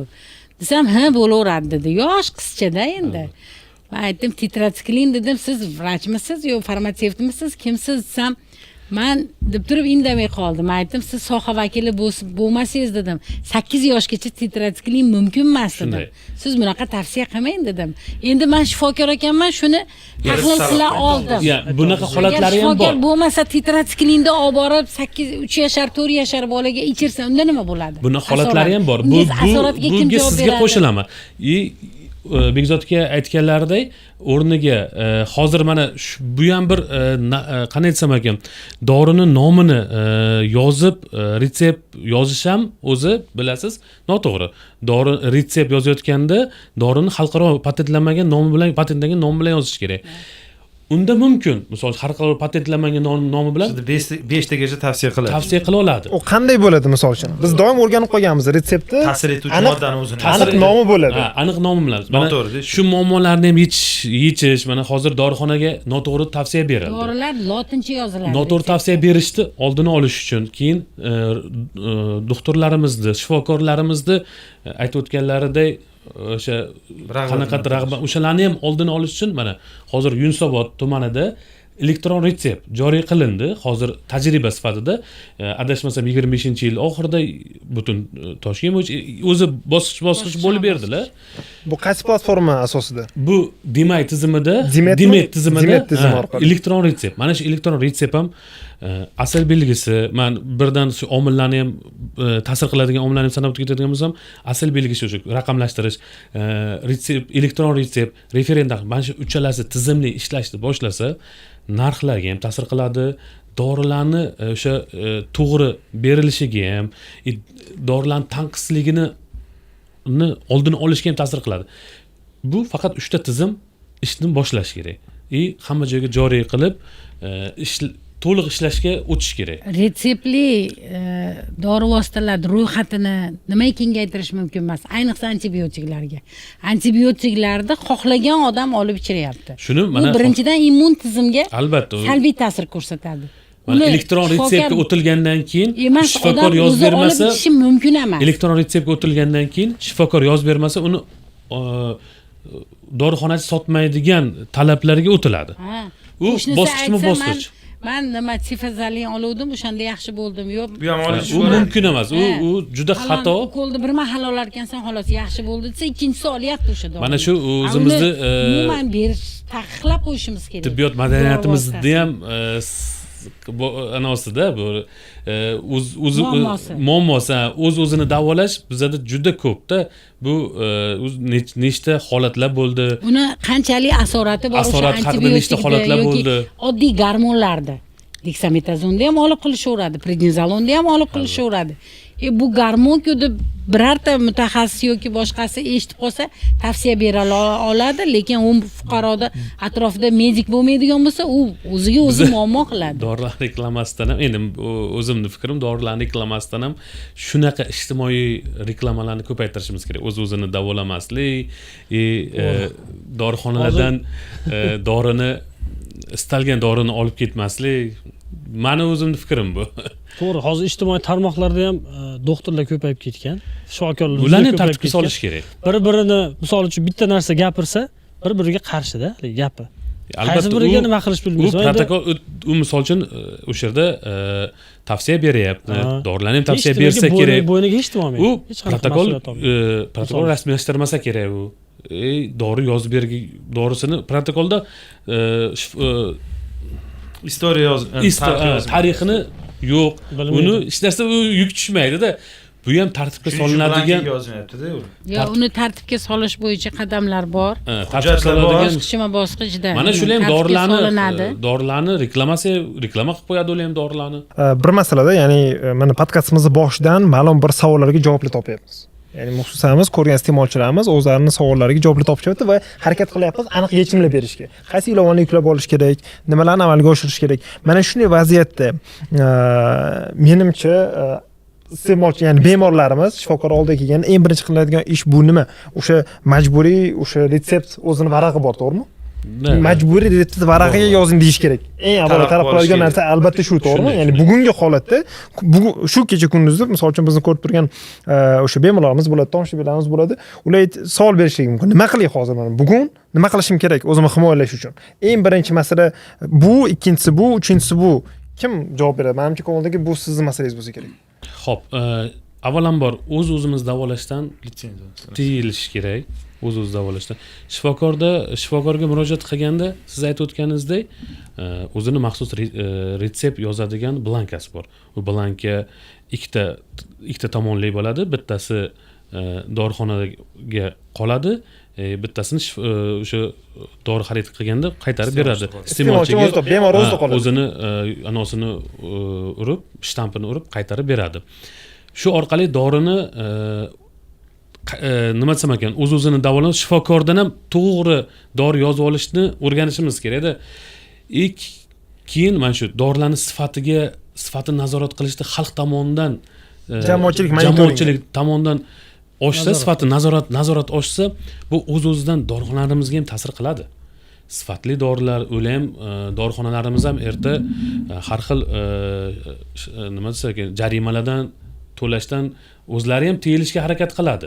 O'sha sifatini tekshirsa, narxini tekshirsa, hozir mana aytib o'tdilar, ishonch nomerlarini berdilar. Shu orqali o'z bitta dorixonachi, biz ham tushunamiz, ular tadbirkor foyda ko'rayotganda juda ko'p foyda ko'rmasa kerak. U jarima to'lagandan keyin o'sha jarimasini uyimga olib boray deydi, o'sha to'lagan jarimasini. Shu ham jamoatchilikni nazoratini kuchaytirish orqali tizimni ham oldinga yaxshilanishiga ta'siri ko'p bo'ladi. Shu narxini nazorat qilish uchun mobil ilovamiz, sifatini nazorat qilish uchun asl belgisi orqali ro'yxatdan o'tganmi, muvaffaqiyat sertifikati olganmi? Mana endi elektron retsept joriy qilinyapti. Elektron retsept orqali, uchalasi orqali yechim topsa bo'ladi bu hozirgi tizimli muammolarga. Zotbek aka? Ha, o'sha aslida men endi chet elda o'qiganim uchun bundan bir 10 yil muqaddam ko'rganman shu tizimni, tavsiya qilmoqchi edimki, ya'ni o'zimni nazarim, videniyamda, ya'ni aynan shu tizim. Sizni qarashingiz. Meni qarashim kelgusida, ya'ni qisqa muddatda bizga maqsadga muvofiq buni qisqa muddatda joriy qilib olganmiz. Juda to'g'ri aytdingiz. Raqamli retsept bo'lishi, ya'ni elektron retsept, aynan shu demet olib qarasa rosa ko'ngladim. Telefonimga ham yozdim, kompyuterimda ham bor. Shanba kuni poliklinikaga borib keldim. Har bitta qadamimga SMS kelyapti demetga. Ya'ni оповещение, ya'ni nima bor? Xabar kelyaptiki, siz shundan o'tdingiz, sizni bu yerda kutishyapti. Ertalab borib analizda topshirib qo'ydim, obeddan keyin natijalar chiqdi. Ko'rsatyapti-da, qon nimasi, gemoglobin, hammasi onlayn. Narsasi onlayn telefonga kelyapti. Misol uchun menga yoqdi, oddiy demetni olib turib, PNFLni kirgizdim, hamma ma'lumotlarim chiqib keldi. Juda zo'r tizim. Va shundan boshlab bu narsani o'zi ancha oldin boshlashimiz kerak, lekin hozir ham bo'ldi, zo'r ketyapti. Ya'ni siz aytayotgan elektron retsept o'zi kelajakda qanaqa o'zi aslida bo'lish kerak? Shifokorning litsenziyasi bo'lish kerak. Chunki sababi bitta joydan siz xatolikka yo'l qo'ydingiz, ishdan ketdingiz deb bo'shab ketdi deylik, boshqa joyga kiradi, bo'ldi, ishlayveradi. Katta xato, odamni hayotiga xavf keltirgan shifokor bo'lsa ham, chala o'qigan, hali onlayn tarzda o'qigan shifokor bo'lsa ham, litsenziyasi bo'lmasa, ya'ni aynan shu faoliyatini, tibbiyot shaxsga nisbatan litsenziya deyapsiz?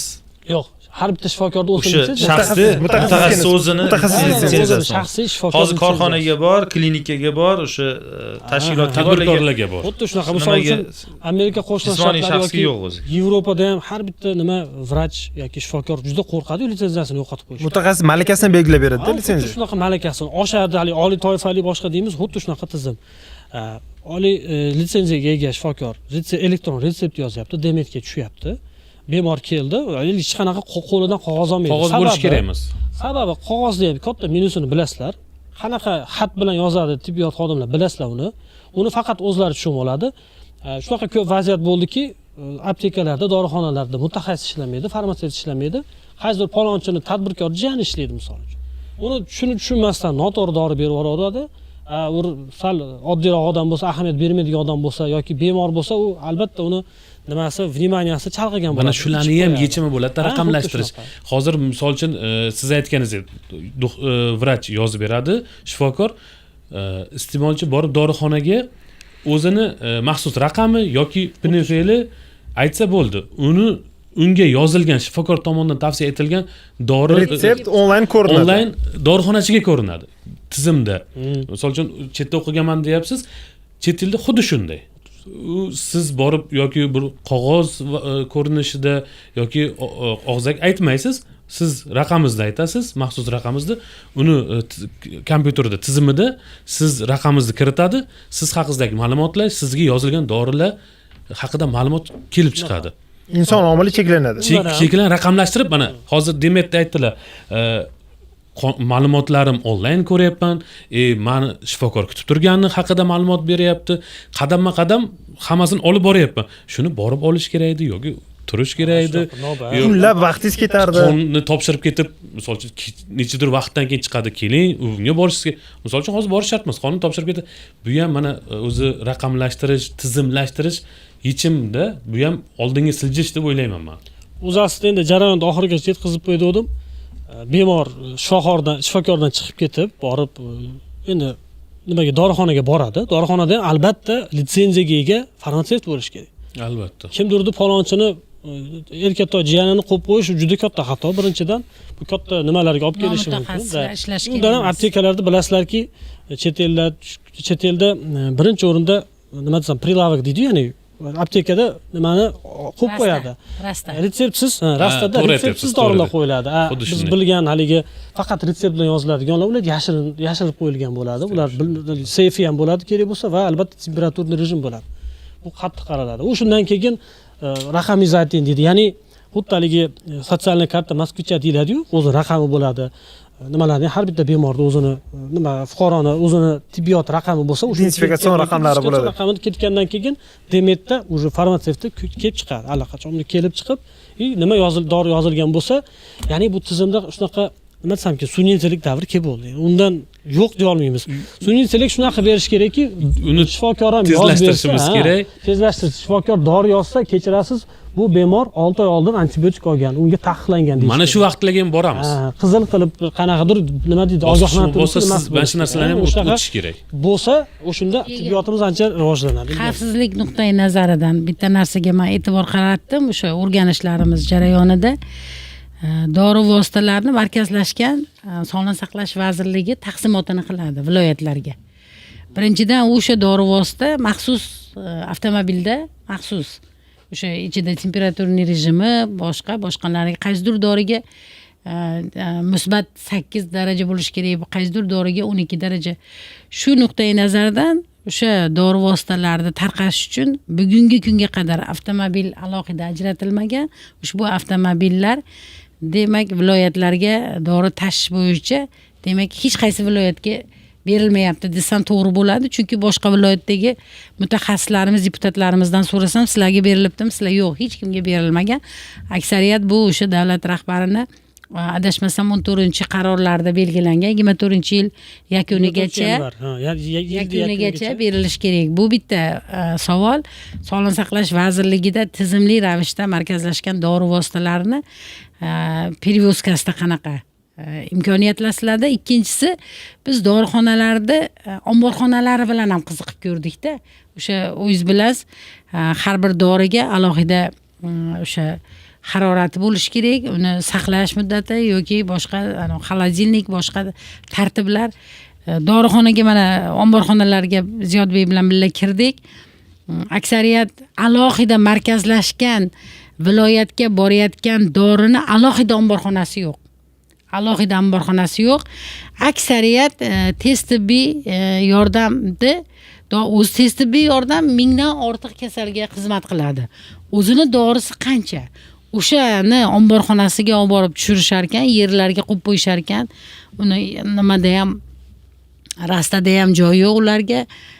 Xolodilnik yetmaydi.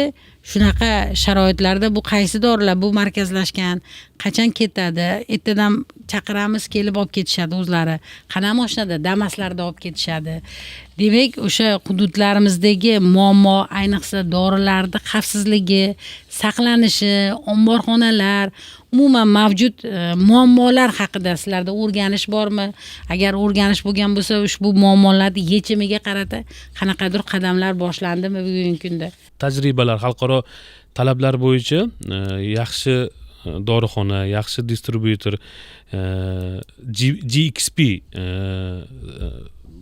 GXP talablari kiritilgan. Mana hozir nima edi, shoxobchalari bor dorixonalar 25-yil 1-yanvargacha to'liq o'tgan bo'lishi kerak. Shoxobchasi yo'q dorixonalar 26-yil 1-yanvarga xalqaro tarafi. Xuddi shunday omborxonalar ham, ulgurji sotadigan tadbirkorlar ham shu sertifikatlarni olishi kerak. Endi Komilligi uzr. Davlat muassasasi. Mana shu jarayonda nimaga kerak GXP standartlari o'zi bizga? Shuni ham bu tushuntirib ketsangiz. xalqaro standartlar bo'lib, bu xalqaro talab. Bu butun dunyoda bor talablar. Ulardan o'rganishlar natijasida olingan. Baribir misol uchun bizning ham maqsadimiz xalqaro darajaga chiqish, har bir yo'nalish bo'yicha. Shu uchun bu talablarga o'tilyapti, bu sertifikatlashish jarayonlariga o'tilgan. Yaxshi amaliyot. Misol uchun aytganlaridek, siz hozir dorixonalarni davlat muassasalari haqida davlat GMP, GXP shuni aytyapsiz. Xuddi shunday, men nima uchun hozir bu gapni boshladim? Xuddi shunday mana bizga investitsiya kiritmoqchi bo'lgan chet el katta kompaniyalari bor, katta korxonalar. Ular kirishdan oldin O'zbekistondagi tartiblarni o'rganadi. U yoqda qonunchilikni, qanaqa farmatsevtik yo'nalishda qanaqa tartiblar bor, xalqaro tartiblarni ko'rgandan keyin ularga fikri o'zgaradi. Xalqaro tartib bo'yicha ketyapti ekan, unda boshqacha fikrlaydi. Agar oldingi zamonda oldingi tartiblar bilan qolib ketgan bo'lsa, uni fikri boshqacha bo'ladi. Endi men bu talablarni qo'yishdan maqsad keng demoqchiman-da, o'zimizni farmatsevtik bozorni ham tartibga solish, o'sha tashqaridan xalqaro talablarga chiqish. Xo'p, bu masalada bitta xabarim bo'lgancha nima qilaman? Bilasiz, tibbiy sug'urta jamg'armasi bor, Sog'liqni saqlash vazirligi huzurida. Shu Sog'liqni saqlash vazirligi huzurida tibbiy sug'urta jamg'armasi tomonidan bu yilda respublika bo'yicha tashkil qilinishi kerak, lekin Toshkent shahri bo'yicha hozir to'liq joriy qilingan respublika bo'yicha reimbursatsiya tizimi, ya'ni elektron retsept davlat tomonidan tekinga o'sha qaysidir holatlarda beriladigan dori vositalari ro'yxati o'zi reimbursatsiya tizimiga kiritilgan. Ijtimoiy himoyaga muhtoj, bundan tashqari o'sha nafaqadagi kasallarning ayrim turlariga ayrim nogironligi bor dori vositalariga o'sha dori vositalar beriladi. Bu reimbursatsiya tizimi yo'nalishida tashkil qilinishi. Reimbursatsiya hozir qanaqa bo'lyapti? Bu hozir markazlashgan ta'minot emasda, reimbursatsiya tizimida shifokor bepul beriladigan dorining ro'yxatini tizim boyiga yetkazadi, ID'siga kiritadi. Misol uchun palonchiyev o'sha ID nima raqamiga kiritadi. U ro'yxat shifokorda nimada bemorda ko'rinmaydi, borib dorixonaga borasiz deydi. Toshkent shahrida xabarim bordi, 60 dan ortiq dorixonalar ro'yxatdan o'tgandi birinchi chorakda bu yil. Endi viloyatlarda ham bir nechta dorixonalar, shu har bir tumanda kamida bitta ikkitadan dorixona ro'yxatdan o'tish kerak. O'sha dorixonaga borib, ya'ni dorixonalar ham biz hozir shuni targ'ib qilamizki, dorixonalar ham o'zini bemalol o'sha tibbiy sug'urta jamg'armasiga hujjat topshirib, referent narxda qimmat sotmasligini isbotlab tizimga kiritadigan bo'lsa, ya'ni raqobat muhiti bo'yicha hamma dorixona, bitta tumanda 50 ta dorixona, 1000 ta dorixona hammasi kirishi mumkin. Kod beriladi, iste'molchi boradi, xohlagan dorixonadan o'sha kodini aytib dorisini bepulga beriladigan dorisini olib chiqib ketadi. Ya'ni bu tashish xarajatlari, uni saqlash xarajatlari boyaga aytayotganimizdek davlat tashkiloti muassasasining bo'yinda qolmaydi. O'sha dorixonani bo'yinda, ya'ni dorixonadan bepulga tadbirkor keyin o'sha bir oyda yoki belgilangan muddatda nechta iste'molchiga qaysi dorini berganligini o'sha hisob fakturasini yuborish orqali tibbiy sug'urta jamg'armasidan pulini yechib oladi. Ya'ni bu narsaga xususiy sektor jalb qilish bosqichi boshlangan. Bu davlat tomonidan. Endi lekin tez tibbiy yordam boyagi Rishitium respublikada tez tibbiy yordam markazlarini aytganingizdek, balkim Sog'liqni saqlash vazirligi bilan alohida ko'rib chiqish kerakdir. Va yana bitta masala, hozir sifat masalasiga keldik, ya'ni narx-navodan sekin-asta sifat masalasiga. Jamoatchilik orasida ba'zi bir dorilarga nisbatan ko'rib turibmiz, oxirgi 2-3 yil ichida ham juda ham bir rezonans voqealar yuzaga keldi. Juda ham bir mudhish voqealar yuzaga keldi. Umuman mana shu dori vositalarini, sotilayotgan dori vositalarini sifat sertifikatlari va tekshiruv natijalari yuqorida aytib o'tdinglar, o'sha mazkur ilovalar orqali uni ko'rsa bo'ladi, butun jarayon zanjirda qayerdan o'tdi, qancha narxlar va hokazo. Endilikda sifat sertifikatlari qay darajada kim tomonidan amalga oshirilmoqda, qay darajada o'zi tekshiriladi va u bilan iste'molchi tanishish imkoniyati bormi yoki yo'qmi? iste'molchi xarid qilayotganda boyagi o'zini xavfsizligi uchun ko'p ma'lumotlarni talab qilib olishi mumkin. Boyagi aytganimizdek shu hisob fakturasi qanchaga olgandan bemalol so'rashi. Bundan tashqari dori vositasini har birini qadog'ida seriya raqami yozilgan bo'ladi. Seriya raqami ko'rsatilgan sertifikati. Ya'ni sertifikatda ko'rsatilgan seriya raqam bilan unga taqdim etilayotgan dori vositasi bir-biriga to'g'ri kelmadi. Demak, bu dori vositasi qalbaki yoki bu dorixona uchun berilmagan, sifat kafolatlanmagan. Seriya namunalarini agarda bizga bersanglar, taqdim etsanglar, bizdan o'sha montaj jarayonlarida qo'yib ko'rsatishadi. Bizni ko'rib turgan o'sha aholimizga, ya'ni qanaqa ko'rinishda bo'lishi kerak va uni qanaqa qilib bir-biri bilan farqlab olish kerak. Avvalambor aholimizga mana shu sertifikatni qanaqa qilib farqlab olishni ham o'rgatishimiz kerak-da. Ya'ni albatta barcha emas, insofli, to'g'ri ishlayotgan o'sha farmatsevtlarimiz, dorixonalarimiz juda ham ko'p. Buni tan olishimiz kerak. Va mana shu ba'zi bir holatlarda uchrayotgan o'sha adolatsiz ishlayotgan farmatsevtlarimizga nisbatan ham aholimiz o'zlari ko'nikmalari bo'lsa, bu jarayonni qanaqa farqlab olish. Chunki bilmagan insonga boshqa bir hujjatni ko'rsatsa ham hujjat bor ekan deb ketish ehtimoli bor-ku.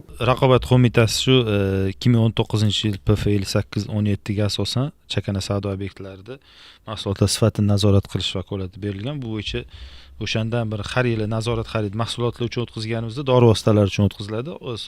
Oxirgi yili misol o'tkazganimizda 52 ta nomdagi dori vositasidan 8 tasida, ya'ni shu 13% shunaqa sifatsiz qalbaki ro'yxatdan o'tmagan dorilar aniqlangan. Bu yil hozir oxirgi may oyida 150 dan ortiq dori vositalari hududlar kesimida xarid qilinib, farmatsevtika mahsulotlar xavfsizligi markaziga berilgan. Ya'ni o'shani sifatini ko'rsatkichlari bo'yicha qadog'i, ichki tarkibi hammasi ko'rib berish bo'yicha bu ham tizimli ravishda amalga oshiriladi. Endi davlat organlari bilasiz, soni cheklangan, vakolat cheklangan. Bu masalani hal etish uchun Raqobat qo'mitasi tomonidan 24-yilda Vazirlar Mahkamasiga qaror loyihasi kiritilgan. Bu qaror loyihasida nodavlat notijorat tashkilotlar tomonidan Raqobat qo'mitasi bilan kelishilgan holda sirli mijoz dori vositalarini nazorat xaridini o'tkazish bo'yicha tartib belgilangan, ya'ni reja kelishiladi. Undan tashqari bu mutaxassis boyagi aytganlaridek saqlash, tashqi qoidalarga rioya etish bo'yicha alohida o'quv kurslarida o'qitiladi.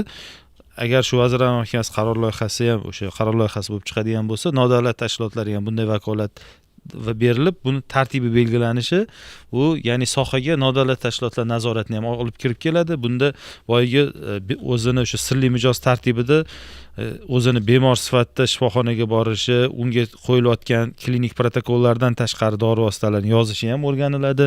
Nodavlat tashkilot buni tartibi hammasi belgilangan vazirlik idoralar bilan kelishilgan, har bir ketma-ketligi, ya'ni o'sha mijoz sifatida borishi, unga to'g'ri klinik tashxislar qo'yilishi, bundan tashqari o'sha bilsangiz dori vositalarini yozishdan tashqari shifokorlar tomonidan qo'shimcha har xil diagnozlarga ham yuborish holatlari bo'lishi mumkin.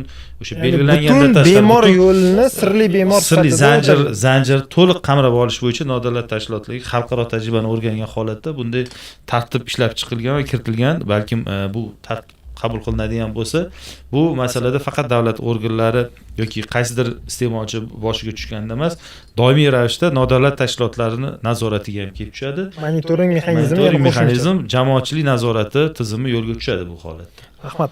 Yuqorida hurmatli ekspertlar juda ham ko'p aytib o'tdik, ya'ni mahalliy ishlab chiqaruvchilarimiz ham bor. Import mahsulotlarini ulushi ko'proq bo'lsa-da, mahalliy ishlab chiqaruvchilarimiz bor. Umuman mana shu o'rganish jarayonlarida Ziyodbek aka, mahalliy umuman ishlab chiqaruvchilarimizni mana shu bozordagi ulushi qancha o'zi va ular bugungi kunda yetarlicha imkoniyat menimcha berilgan, chunki so'nggi yillarda juda ham ko'p islohotlar amalga oshirilyapti farmatsevtika sohasida. Mana shu qarorlar bilan, farmonlar bilan imkoniyatlar berilyapti. Balki mana shu o'rganish jarayonlarida ularga yana qo'shimcha biror bir imkoniyatlar yaratish kerakdir. Bu bo'yicha qanday fikrimiz bor? To'g'risi bu sohani ham o'rganib harakat qildik. Sababi tan narxini tushirish maqsadida. Endi eng katta omillardan biri-ku, o'zimizda ishlab chiqarilsa albatta narx tushadi. Ishlab chiqarishlarimiz. Lekin bitta tomoni borki, hozircha mahalliy ishlab chiqaruvchilarimiz 70 tadan kam respublikamiz bo'yicha. Umumiy foizi bu necha foiz? 20% bo'ladi. 20-22% umumiy nimasi holatda. Ya'ni mahalliy ishlab chiqaruvchilarimizdan iste'mol qilayotgan dori vositalarimiz demoqchiman. Shu sababli. Endi bir tomondan qarasak, bu baribir dori vositalarida standartlar juda yuqori, ya'ni Sanpin standartlar eng yuqorilari. Ya'ni hamma narsa steril bo'lishi kerak, bilasizlar, endi ishlab chiqarishda.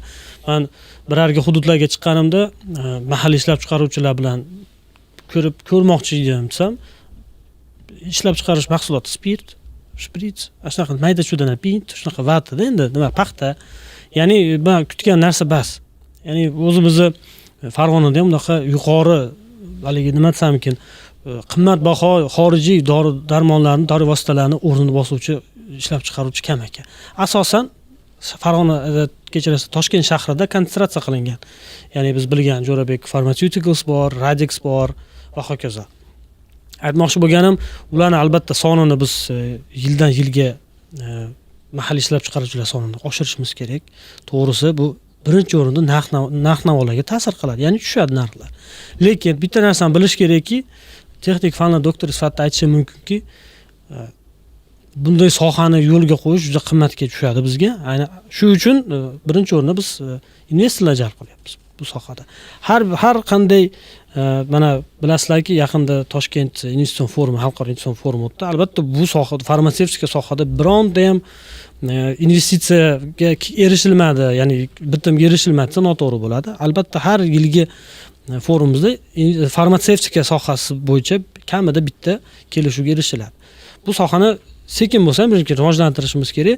Bitta katta salbiy tomoni shundanki, shunday iboratki, yuqori bizga talablari yuqori bo'lgan dori vositalarini ishlab chiqarish uchun juda qimmat reagentlar kerak. Shu sababli mana xabarlaringiz bor, o'tgan yil oxirida farma park ham qurildi. Ya'ni bu farma parkda juda katta imkoniyatlari bor. Shu sababli sekin-sekin shunday aql markazlar qurib, farma parkga o'xshagan aql markazlar qurib, mahalliylashtirishni oshirish qandaydir nimasi bor.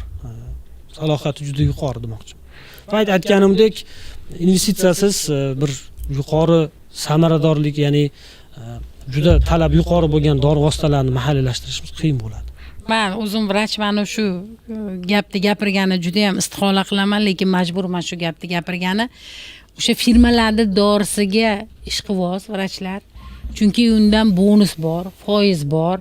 O'shani hisobiga ilmiy ishini chet elda qiladigan maqolasini chiqarib beryapti, qaysi holatini qoplab beryapti. Shunga masalan, oldindan ham dogovor qilib, oldindan ham ular bilan noqonuniy til biriktirib, pulini berib, o'sha pul hisobiga endi o'zini imkoniyatlarini da qilyapti-yu, lekin bu sohada juda ham qiladigan ishlarimiz ko'p, chunki har bir shifoxonaga kirganda, oddiy misol, qo'shnim kasal bo'ldi, qo'shnim bitta shifoxonada shu Toshkentda davolanib keldi. Bir haftami, 8 kunmi davolanishdi. O'sha shifoxonada bosh vrachidan boshlab har bir bo'limda o'sha bular nima olgan antibiotik hammada bir xil ekan. O'sha meni qo'shniga kirib, sizni moliyasiz ham o'sha dorini aytyapti. Nari qo'shniga keyin u dorining narxini qiziqdim, men 650 ming ekan bitta flakoni. 2 mahal qilinar ekan. Endi unga hammaning imkoniyati bormi shuni? 1 milliondan yuqori dorini bir kunda ketadi. Bir haftami, 8 kun davolanishdi. Bu firmani dorisi men qiziqib o'qidim, kim tomonidan ishlab chiqarilgan, qanaqa keltirilyapti, hamma yo'g'iga qiziqdim. Firmani dorisi bo'lgan, butun shifoxona o'sha dori bilan band. Endi shifoxonani kamini qilayotgandir u. Yo, shifoxonani kamini. Botir aka, bu bo'yicha nimalar amalga oshiryapti? Juda ya'ni mana shu masalalarni o'zingiz ham yuqorida aytib o'tdingiz. Ya'ni bu mavzuni o'zingizlar ko'tardinglar. Juda og'riqli masalalarni manzurib aytdilar. Ya'ni buni hozir oldini olish bo'yicha, cheklash bo'yicha sizlarning tashkilotlar tomonidan o'sha raqobat qo'mitasi tomonidan nimalar amalga oshirilyapti? boyidagi Albatta bu faqatgina sizlarning masalalar emas, bu hamkorlikning masala. Kelishuv qilib ishlashga qattan pul kelyapti, boyagi referent narx qimmat belgilab olgan, ana ishlab chiqqan importyorda ortiqcha marja pul turibdi qo'lida. Ya'ni ortiqcha pul borki, o'sha doktorga tikadi, klinikaga tikadi, boshqa narsalarga pul aylantirishga tikyapti. O'shani ana shu masalani hozir ref narxi boshqatdan integratsiyadan ko'rib chiqilgandan keyin 90% o'sha marjalar chiqib ketishga erishiladi. Agar hozir ref narx qayta ko'rib chiqilib, o'sha bizgacha yetib kelishgacha bo'lgan narx-navoni qanday yetib kelganini, o'sha sun'iy oshirilishini aniqlaydigan bo'lsak, ularga imkoniyat ham bo'lmaydi, taklif bularga beradigan pul qonuniy tomondan shifokorlarga ortiqcha orttirib beradigan. Buni tizimlisi, ya'ni elektron retsept boyiga ishga tushiradigan bo'lsak, dorixonaga borganingizda sizga manbu MNNli dorini yozish uchun xalqaro patentlanmagan, buni 5 xili bor. Manbu davlatniki bor, original, manbu 3 ta davlatniki bor, 4 ta davlatniki bor, generik. Misol uchun generik degani tarkib bir xil, birinchi ishlab chiqargan davlat emas, boshqa ishlab chiqaruvchi davlatlarnikini ham sizga taklif qiladi. Shu ishlab chiqarishga huquqni sotib oladi. Biz tanishib chiqdik, ya'ni injenerlik to'g'rimi? Ishlab chiqarish huquqi bor, bir necha yil davomida. Lekin uning sog'liqqa zarari yo'q. Xuddi o'sha sifatda ishlab o'sha chiqariladi. sifatda ishlab chiqaradi. Endi u original generik. Misol azithromycin 38 xil turidan ko'pi bor. Oddiy azithromycin. narxlari har xil. Narxlari har xil. 6000 Hamma har xil yondashadi ishlab chiqaruvchilar. U 80 angliz haqi 80 necha mingga boradi. Serios lekin narxida farq bor. Ana shuni aytayotgandim. Siz aytayotgan narsa mana shu seriosini sifatiga qarab turib, xomashosiga. Nimasi narxi o'ynaydi, effekt o'ynaydi. Sifatiga ham to'g'ri, lekin mana serio, misol uchun Yevropada boshqa narx. Misol uchun Xitoy yo Hindistonda boshqa narx bo'lishi mumkin. Nimaga deganda Yevropada ishchi kuchi boshqa narx bo'lishi mumkin. Xitoyda ishchi kuchi, Hindistonda ishchi kuchi boshqa narx bo'lishi. Hozir endi nima uchun Xitoy bilan Hindiston deb seriyo bo'yicha juda oldinlab ketishgan ular. Ishlab chiqarish bo'yicha ham asosan shu ikkita davlat. Seriyolarni ishlab chiqarish bo'yicha, dorilarni ham. Shuning uchun ishlab chiqarish seriyolarni tanlari har xil bo'lishi mumkin, lekin sifatni bir xil qilib qo'ysak, muammo yo'q. Sifat o'sha Yevropani o'zida ham Fransiyada chiqadigan qimmatroq yoki Italiyada chiqadigan arzonroq. xuddi shunday. Turkiya bilan Ruminiya misol, Turkiya qimmatroq, Ruminiya arzonroq chiqadi. Ko'p mana O'zbekistonda cho'l hududlarida, dasht hududlarida kavrak ekishadi. Kavrakda birinchi o'rinda Hindistonga eksport qilishadi. To'g'ri, bizda uni qayta ishlash, undan xomashyo, aynan shu farmatsevtika mahsulotlariga, dori-darmonga xomashyo sifatida yetkazguncha bizda unaqa texnologiya yo'q. Demak, uni keyingi bosqichlarda uni joriy qilish imkoniyatini o'ylasa bo'lar. Ishlab chiqarishga juda katta xarajat ketadi bizda. Men yana o'sha hozirgi o'zi to'g'rilab ketmoqchiman. Ishlab chiqarishdan keyingi bo'ladigan, misol uchun undan chiqadigan adxotlarni qayta ishlashga undan katta pul ketadi. Shuning uchun bizda mana hozir kavrakni seriyoga aylantirish uchun ham xomashyoga aylantirish uchun juda katta zavod kerak. Hurmatli ekspertlar, juda ham ko'p muhokama qildik. Men o'ylaymanki, mana Adolat fraksiyasining Qonunchilik palatasidagi umuman partiyaning yordamida, deputatlar yordamida xalqimiz bilan bir necha oy davomida o'rganishlarimiz natijasida shakllangan savollar bor edi. Men sizlarga minnatdorchilik bildiraman. Bu savollarga bugun javob oldik deb o'ylayman va bizni ko'rgan o'sha bemorlarimiz bo'ladi, iste'molchilarimiz bo'ladi, tadbirkorlarimiz bo'ladi, ular barchalariga bugun foydali ma'lumotlar yetkazib bera oldik deb o'ylaymiz va mana shu podkastimiz yakunida turli xil soha vakillari bugun yig'ilishgan va o'zlarining yo'nalishlaridan kelib chiqib, albatta o'zingizlarning taklifinglar bor, o'zingizlarning xulosanglar bor. Mana shu xulosalarga o'tsak. Haqiqatda mana muammolarimizni ochiq ro'y rost gaplashib oldik. Ayniqsa o'sha raqobat qo'mitasini bir qator mana mablag'lar hisobida ko'rganimizda o'sha juda katta mablag'lar iste'molchilar hisobidan demak o'zlashtirilgan deymizmi tadbirkorlar tomoniga. Shu masalalarni demak ochiq shaffofligini ta'minlash maqsadida menimcha har bir dorixonani o'ziga alohida bir doska deymizmi, nima deyiladi? Peshtaxta deyishimiz mumkin. Peshtaxta yoki o'sha monitor ekranlarimiz bor. Monitor ekranlariga dori darmonda xarid qilingan narxi bilan bugungi kundagi iste'molchilarga yetkazilayotganini ko'rsatishimiz kerak deb o'ylayman. Shunda shaffoflik ta'minlanadi deb o'ylayman. O'shanda fuqaroyimiz qancha pulga dori vositasini qabul qilgan bo'lsa, peshtaxtada turgandan keyin, peshtaxtada ochiqlangandan keyin bu ma'lumot bular aldalmas ekan, demak to'g'ri ekan shu narxi degan bir haligi nimaga boradi, xulosaga boradi.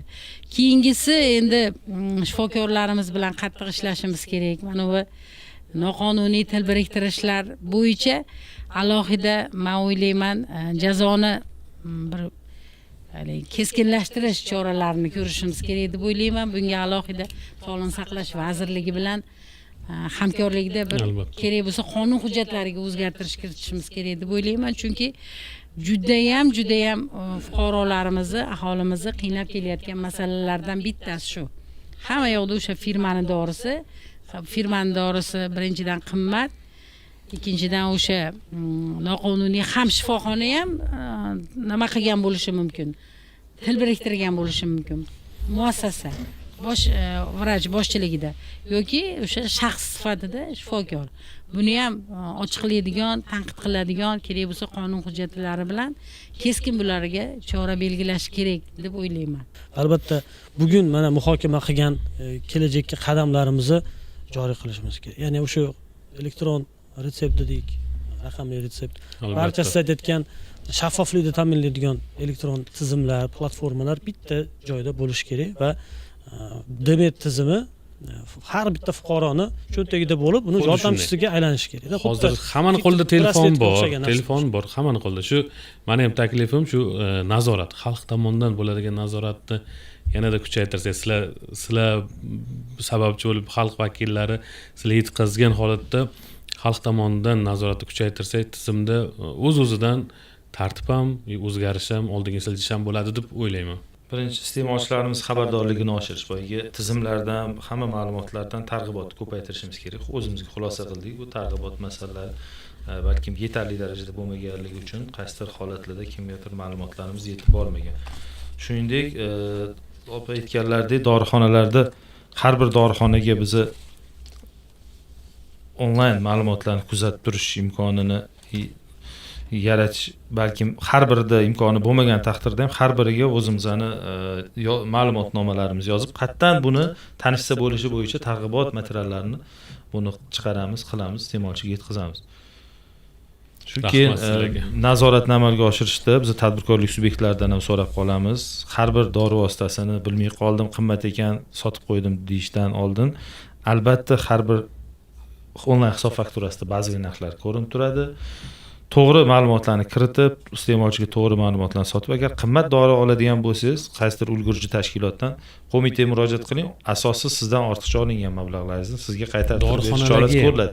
Ya'ni siz dorixonasiz, xarid qilib qo'ydingiz, bilmadingiz, sotishingiz kerak, sotsangiz huquqbuzarga aylanib qolasiz. Uni xarid qilganingiz sotuvni to'xtatib turib kerak bo'lsa yoki referent narxga rioya qilib siz sotdingiz, har bir dorida qanchadirdan zarar qildingiz. Voyaga yetganingizda 11,5 ming so'mga sotib olishingiz mumkin bo'lgan dorini 20 ming so'mdan sotib olasiz. Lekin sizga bu korxona sotdi. Qo'mita tomonidan sizga ortiqcha asossiz olingan mablag'laringiz qaytarib beriladi. Shu ya'ni har bir dorida 8,5 mingdan sizdan asossiz olindi. Tadbirkor huquqi himoya qilinadi. Murojaatda bu har bir holatga teng fuqarolarimizga bir tushuntirib qo'ysiz sodda qilib, nimani qo'lda misol uchun chek saqlanib qolish shart dedingiz misol uchun. Yo'q, chek saqlanib qolish shart emas. Onlayn QR-kodli chekni skaner qilamiz. Yetadi shuni o'zi, asossiz olingan daromad bo'yicha. Eng sodda yechim amalga oshirilgan bu. Chekni chunki ma'lumotlar kim tomonidan xarid qilindi, qanaqa to'lov qilindi, unda kim uni skaner qilganigacha qo'mitaga ma'lumot kelib tushib bor, hammasi telefon raqamigacha bor. Hurmatli ekspertlar, bildirilgan fikrlar uchun katta rahmat. Mana yuqorida ham juda ham ko'p muhokama qildik. Bugun albatta muammolarimiz bor, muammolarimiz o'zimizdagi, uni hech kim hal qilmaydi, uni barchasini o'zimiz hal qilishimiz kerak, lekin yutuqlarimiz ham juda ham katta. So'nggi oylarda faqatgina dori-darmon vositalarini narx-navolarning sun'iy osishini emas, balki o'sha tizimga raqamlashtirish, sog'liqni saqlash vazirligi tomonidan amalga oshirilayotgan loyihalar, islohotlarni ko'rib chiqdik, to'g'rimi? Butun respublika bo'yicha o'sha Demet loyihasini ko'rdik. Demet bu raqamlashtirishda naqadar samarali ekanligini, kafolatini ko'rsatib berdi bizga. Qisqa muddat ichida hali o'sha to'liq joriy etilganiga bir nechta viloyatlarimizda 1 yil bo'lmasdan 125 milliard so'm budjetga iqtisod qilinibdi Demet orqali. Ya'ni bu raqamlashtirishni naqadar jarayonni shaffof qilib berilishini, uni samaradorligini, uni foydasini oshirib berishini ko'rsatadi. Va bugungi mavzuimiz doirasida farmatsevtika sohasida raqamlashtirish olib borishayotganini ko'rdik, yechimlarni berishdi. Qilingan ish rostdan ham juda ham katta, amalga oshirayotgan islohotlarimiz ko'p va mana shu jarayonda eng muhimi bu yechimlarning borligi. Bugungi podkastimiz nomi ham Yechimi bor loyihasi va biz o'zimiz tomoshabinlarimizga mavjud yechimlarni, ularda yuzaga kelayotgan savollarga bor ekanligini, amaliyotda u davlat tomonidan, tashkilotlar tomonidan, mutaxassislar tomonidan amalga oshirilayotganini ko'rsatib berish edi va o'ylaymanki biz qisman maqsadimizga erishdik. Yuqorida berilgan tavsiyalarni albatta biz aholimizdan faollikni kutib qolamiz, chunki eng katta nazoratchi bu xalqimiz. Eng katta nazorat bu mana shu aholimizni, bemorlarimizni o'zlari amalga oshiradigan bo'lsa, bunda albatta yuqoridagi ekspertlarimiz, tashkilotlarimiz ularni qo'llab-quvvatlashga tayyor, deputatlarimiz doimiy hamkorlikka tayyor va o'ylaymanki bu podkastimiz bizning tomoshabinlarimizga foydali bo'ladi.